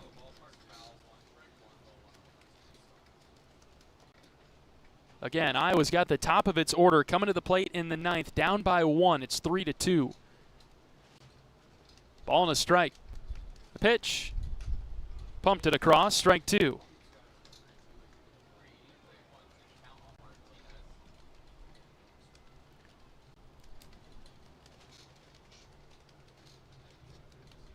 See where Maddox goes here on the 1-2, the pitch. Just off the plate outside. A little bit too much run to the slider. And the count's even at 2 now.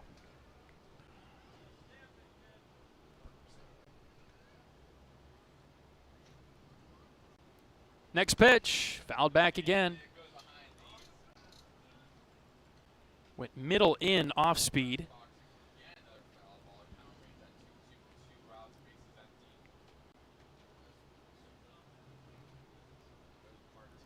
Maddox climbs back on the rubber. He's ready to pitch the 2-2 from Freeze. Just outside. Good spot with the fastball. He couldn't get Martinez to chase, and it was about a ball out.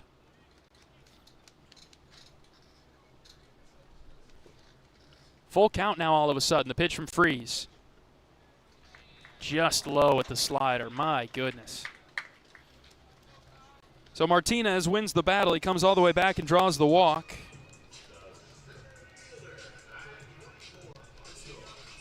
And now we'll see the top of the order for FAU.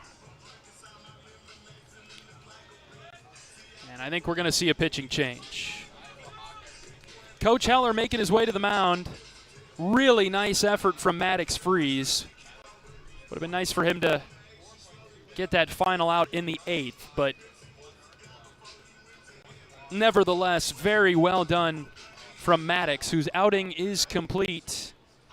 He departs the game, and the Hawkeyes will go to the bullpen. Good ovation for Freeze coming off the mound. We'll take a pitching change break in the bottom of the 8th with FAU leading it 3-2. We're back to introduce the new Iowa pitcher after this. This is Hawkeye Baseball from Learfield.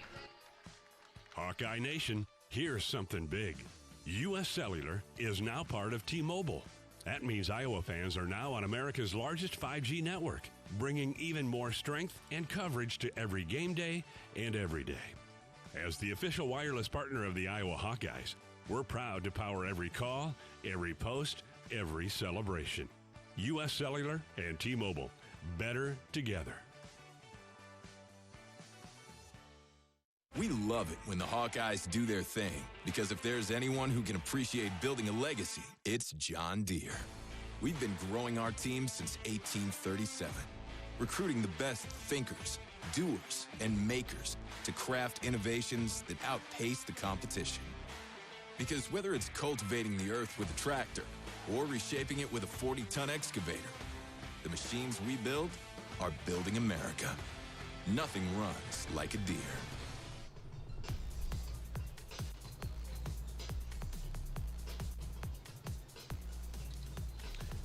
Iowa's new pitcher is Joe Husak coming into the game. Right-handed grad senior from Cambridge, Iowa, transfer in from Illinois State, where he was the closer for the Redbirds. We saw Husak on Friday night. Joe pitched an inning, gave up 2 hits, 1 run. He did have a strikeout, no walks. And so Husak comes in the bottom of the 8th with 2 outs and a runner at first. He'll be tasked with getting Marshall Lipsy, the top of the Owl order.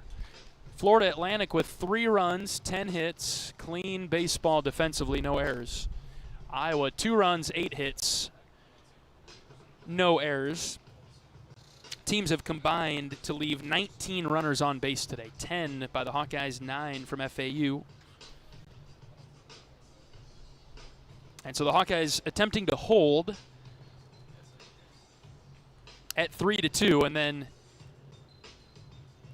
see what they can do in the top of the 9th with Mitchell, Wolf, and Risley due up. We'll see who Florida Atlantic goes with, if they go back to Smith or if they bring in a closer. I know they've got one more arm out there that was on the scouting report.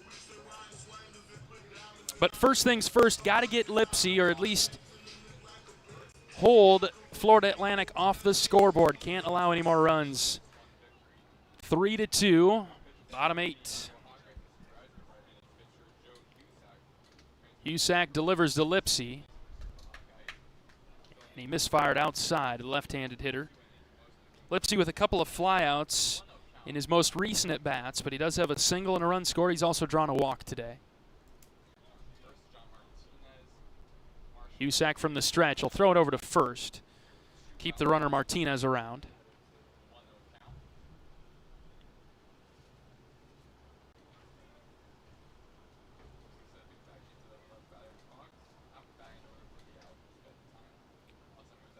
Joe comes set, and he delivers the 1-0. And that's fouled off of Delgado's thigh. 1-1.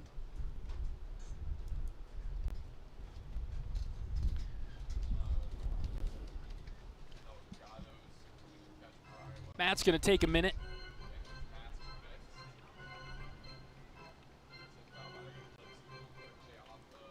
Iowa riding a 5-game winning streak, but it's in jeopardy today, trailing FAU by 1.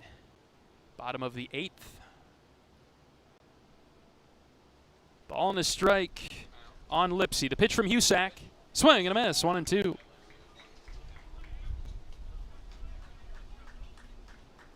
Good changeup from Husak. Rode the outer third of the zone and drifted away from Lipsy, who had committed to the swing. It's 1-2 now. Joe's in front with 2 outs and a runner at first. Husak comes set. He pitches high and away. 2-2.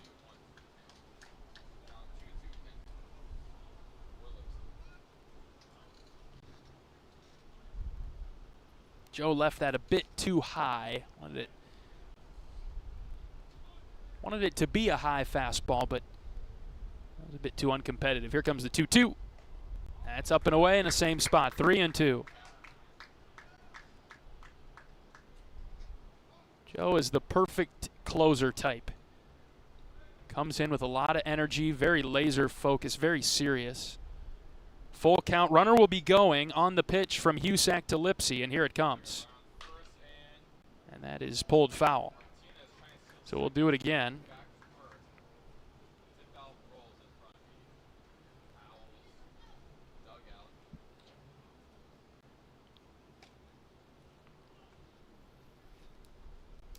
Slight shift on to defend Lipsy, the left-handed hitter. Another payoff pitch from Husak. Here it is. Swing and a miss. Joe got him. Another changeup, bottom of the zone. Good-looking pitch from Joe. And we'll move on to the ninth. It's the last chance for the Hawkeyes. It's 3-2 FAU at the top of the order, coming to the plate for the black and gold. We're back after this. This is Hawkeye Baseball from Learfield. Whether they roll the dough or pour the joe, bake the bread or greet instead, your team goes the extra mile, and they deserve healthy eyes and a healthy smile. For plans that cover businesses of all sizes, Delta Dental customizes. With employer costs as low as $0, you can offer benefits and be a hero. Affordable coverage is a click away. Visit deltadentalia.com today.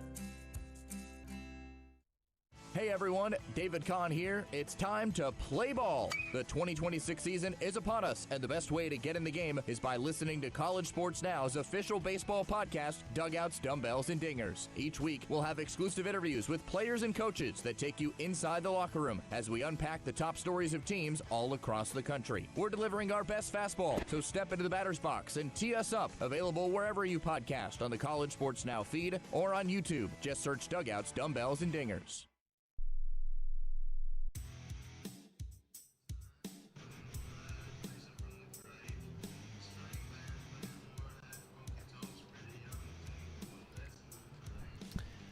Florida Atlantic goes to their closer, Brian Booley. Booley, the redshirt senior from Dover, Florida, stands at 6 feet 2 inches. He is a right-hander. And Booley comes in, making his 4th appearance. He has a save on the season. 3 innings pitched in the 3 previous appearances. 1 hit allowed. He's only walked 1. He struck out 4. He's given up 100 batting average.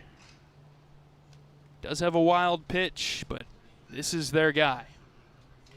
Over the top type of pitcher from 12 to 6, pulls it down. Fastball has that downward angle, and he kind of runs the fastball a bit. It's got some ride to it. Heavy fastball pitcher.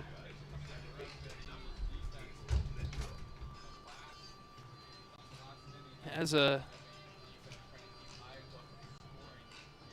closer attitude as he comes in.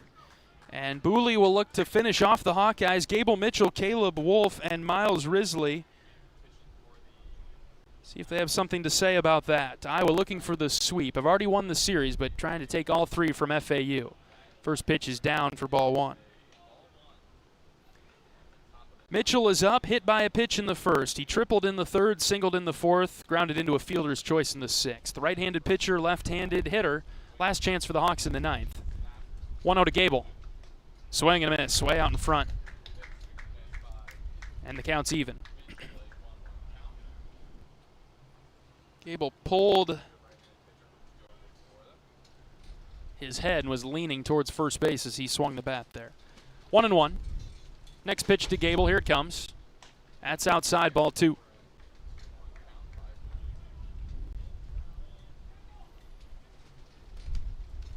Wolf on deck, Risley to follow. Gable needs to be a tough out here. Try to find a way on. Here comes the 2-1 from Booley. Gable lines into center field. That's down for a base hit. The leadoff man is on for the Hawkeyes in the ninth. Gable Mitchell represents the tying run.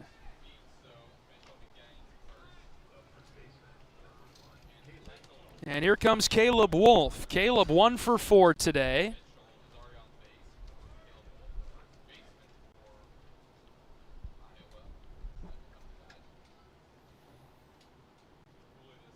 And let's see what the Hawkeyes choose to do here. Will Caleb bunt or will he swing it? Mitchell the runner at first. Caleb in the box. He takes downstairs for ball 1. No sign of a bunt there from Wolf. Third baseman Romano in on the grass. We'll see how he plays things, if he backs up or if he stays put. For right now, he stays even with the bag just in front of it on the grass, actually. Mitchell, the runner at first. There he goes. Caleb takes a pitch outside, throw to second. Gable's out.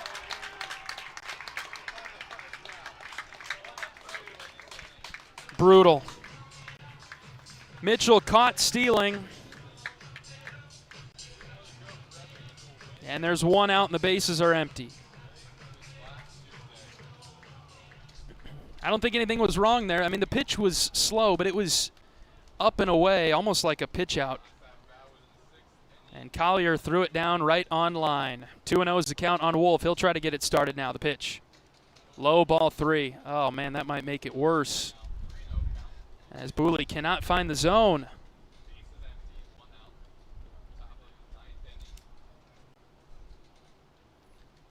Took a perfect pitch and a perfect throw to get Mitchell. Just been that kind of day for Iowa today. 3-0. Downstairs, ball 4. Happy about that. But maybe if Iowa was a bit more patient, would have wound up with runners at first and second and nobody out instead of trying to steal that bag. But we move on with Risley now.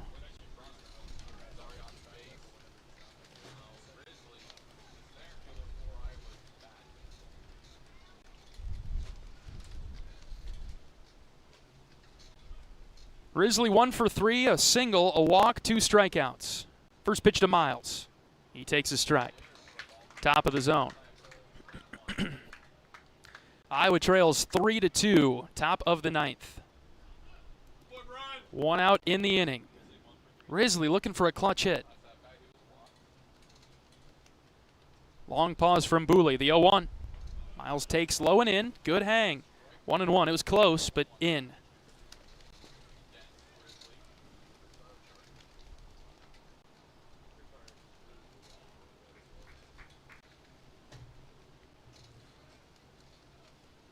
Count even at 1. The pitch to Risley. Miles shows the bunt, and he bunted it foul.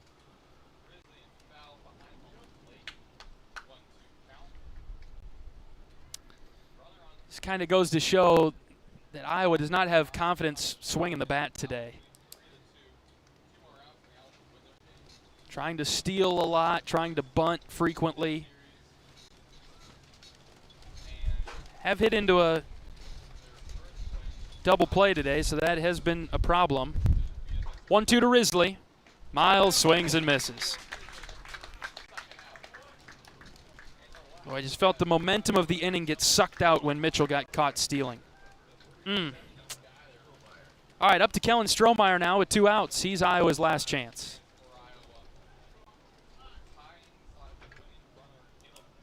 Wolf at first. Iowa down by 1 with 2 outs in the 9th. First pitch to Strohmeyer. Kellen takes outer third for a strike.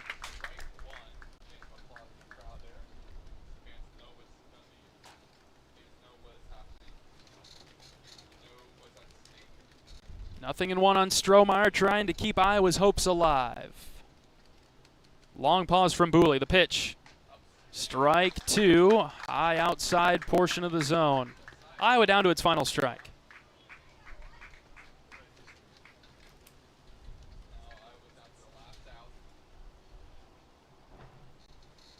Booley ready, the 0-2. Check swing, Kellen held up. Pitch tailed away. 1-2. Time called, we'll have Brett White run for Caleb Wolf.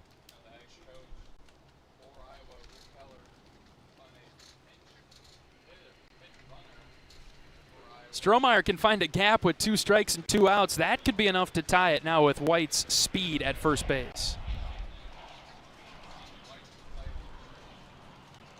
Strohmeyer trying to hang on for dear life here. 1 ball, 2 strikes, 2 outs. He's Iowa's last hope. Down 3-2 in the 9th. The pitch. White takes off. Strohmeyer swings and misses and strikes out.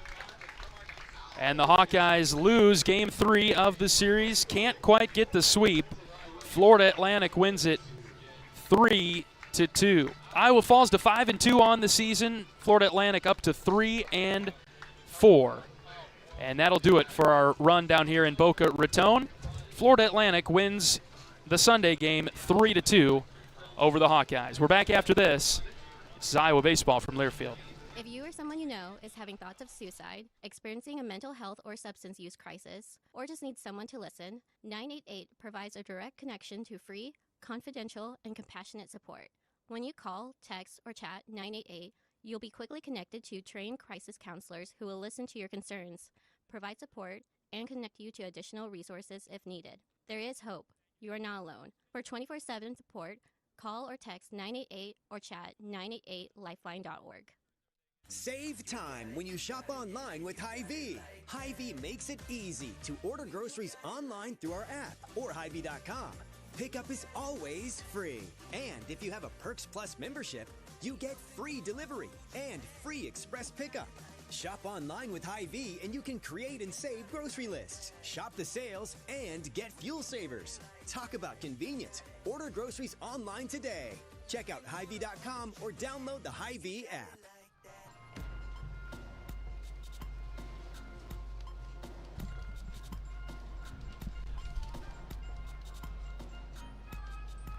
Iowa drops the finale to Florida Atlantic 3-2 today, one that the Hawkeyes probably like to have back. A frustrating day at the ballpark, and Florida Atlantic wins it 3-2. FAU with 3 hits, 10 runs, no errors in the field for the Owls. 2 runs, 9 hits, no errors for the Hawkeyes. All the scoring in today's game came in the first 4 innings. FAU got it started with 1 in the first, 2 in the third from Iowa as the Hawkeyes took the 2-1 lead and gave it right back up, tied at 2 after 3, and then a solo home run by Kyle Boylston in the 4th inning put FAU up 3-2, and then straight zeros across the board the rest of the way as the game concluded, and FAU won it 3-2. Frustrating day for Iowa. We'll hear from associate head coach Marty Sutherland coming out of this break to get his final thoughts. We'll have a quick post-game show before we head on back to Iowa. We're back after this. FAU wins it 3-2. This is Hawkeye Baseball from Learfield.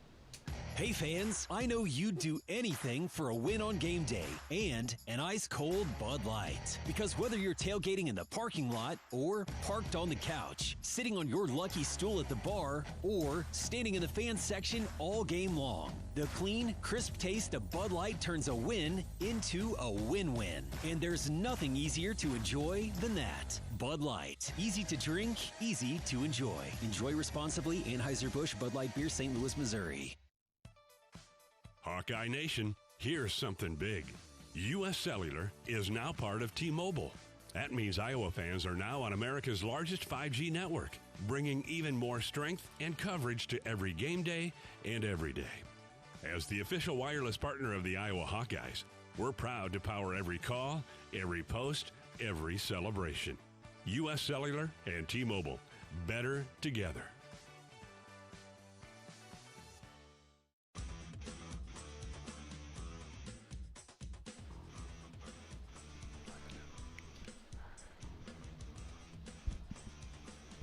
FAU takes the finale over Iowa today 3-2. We're joined by associate head coach Marty Sutherland. Coach, that's a frustrating game.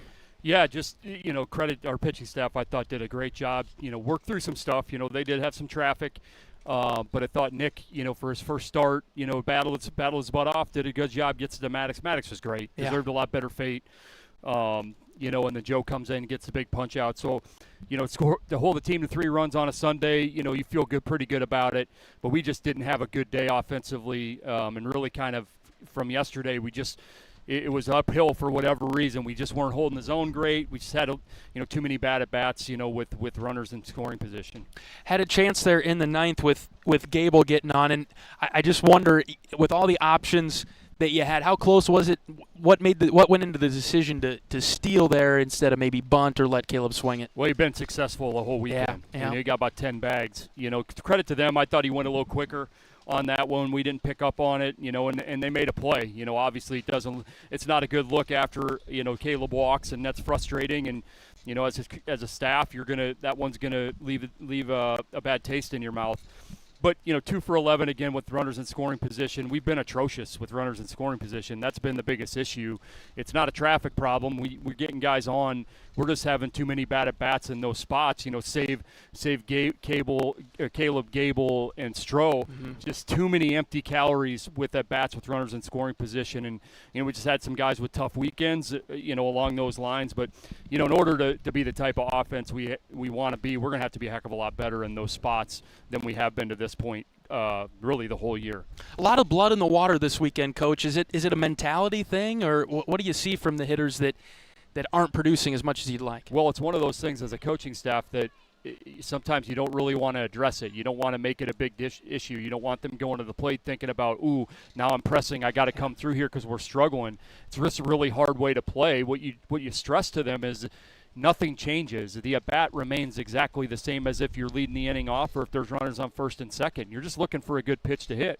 And I thought we were, some guys who struggled this weekend were super passive. Like too many fastball strikes we're letting go early in the count, and all of a sudden we're underwater, and then we chase late because, you're trying not to punch in those spots. So, just that's what we have to kind of get back to doing. Moving to swing the bat every time. I thought we were passive in too many of those spots, and then there's other times where we just gave in, and we just gave in to borderline stuff. I didn't think we made great adjustments, individually as the weekend went on with, what they were doing to us. But this is baseball. These games happen. It doesn't make them any less frustrating in the moment. But we just have to bear down and be better offensively, in some spots. So, this is one's gonna stay with you a while, because you feel like you were in a position to really win the game if you do anything offensively. Overall, a series win, Coach, and we'll be pulling for Florida Atlantic the rest of the season, won't we? Yeah, absolutely. That's obviously a big part of the RPI. You need these teams to do well moving forward, and we just got to keep plugging away. Certainly Sunday losses are the worst losses every week because it makes you forget the first two games, and we just got to keep getting better, and that's the name of the game, and we will. And hopefully we get a chance to play on Tuesday. Who knows what Mother Nature will allow, and then we obviously got a really big weekend coming up down in Frisco that'll be a challenge, and we just got to get better. We got to be better, but certainly, coming off of that first weekend with all the free bases and stuff like that, we had 6 again today. So, that from that standpoint was great. Really good adjustment from the first weekend. I think we went the whole weekend maybe without an error other than a pitcher error. So, position players didn't make an error on a difficult playing surface. So that's a positive, and we just got to keep getting better. All right, Coach, thanks for your time. Let's head on home. Thanks, John. Associate Head Coach Marty Sutherland on our postgame show from FAU Baseball Stadium. The Owls win the finale 3-2. We're back to close things down after this. This is Hawkeye Baseball from Learfield. You asked for all the extreme internet performance at an all-in price, and we listened. Get 1 gig internet with a 2-year price lock and everything included. Unlimited data for non-stop streaming, powerful Wi-Fi for enhanced coverage, built-in online threat protection, and internet equipment. All for just $65 a month for 2 years. It's the extreme 1 gig internet deal you asked for. Call 844-4FASTER or visit extreme.com for details. Offer available to new customers only. Price doesn't include one-time charges, tax, and government fees. Hey fans, I know you'd do anything for a win on game day and an ice-cold Bud Light. Because whether you're tailgating in the parking lot or parked on the couch, sitting on your lucky stool at the bar, or standing in the fan section all game long, the clean, crisp taste of Bud Light turns a win into a win-win. And there's nothing easier to enjoy than that. Bud Light. Easy to drink, easy to enjoy. Enjoy responsibly. Anheuser-Busch Bud Light Beer, St. Louis, Missouri.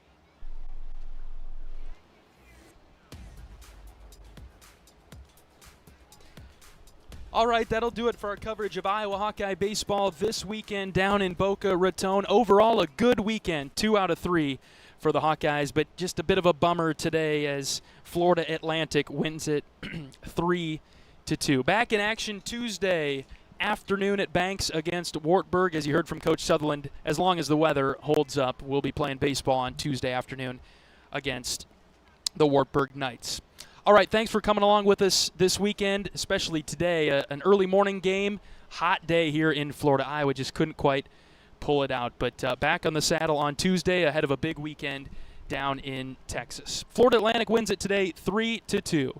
I'm the voice of the Hawkeyes, John Leo, saying so long from Boca Raton, Florida. Every day is a great day to be a Hawkeye, but some are just a little bit better than others. So long, everybody. Iowa Hawkeye Baseball has been brought to you by Iowa Corn. You might think Iowa just grows corn, but the truth is corn grows Iowa. Brought to you by Iowa's corn farmers of the Iowa Corn Growers Association and the Iowa Corn Promotion Board. Iowa Lottery. Be a VIP with the Iowa Lottery.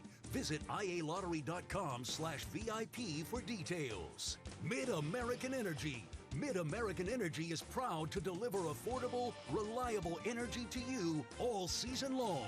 U.S. Cellular, the official wireless partner of the Iowa Hawkeyes. U.S. Cellular, built for us. Also brought to you by Wellmark, here for every member, every moment. Learn more at wellmark.com. U.S. Bank, proud to sponsor the Iowa Hawkeyes. Equal housing lender, member FDIC. The preceding has been a Learfield presentation on the Hawkeye Sports Network.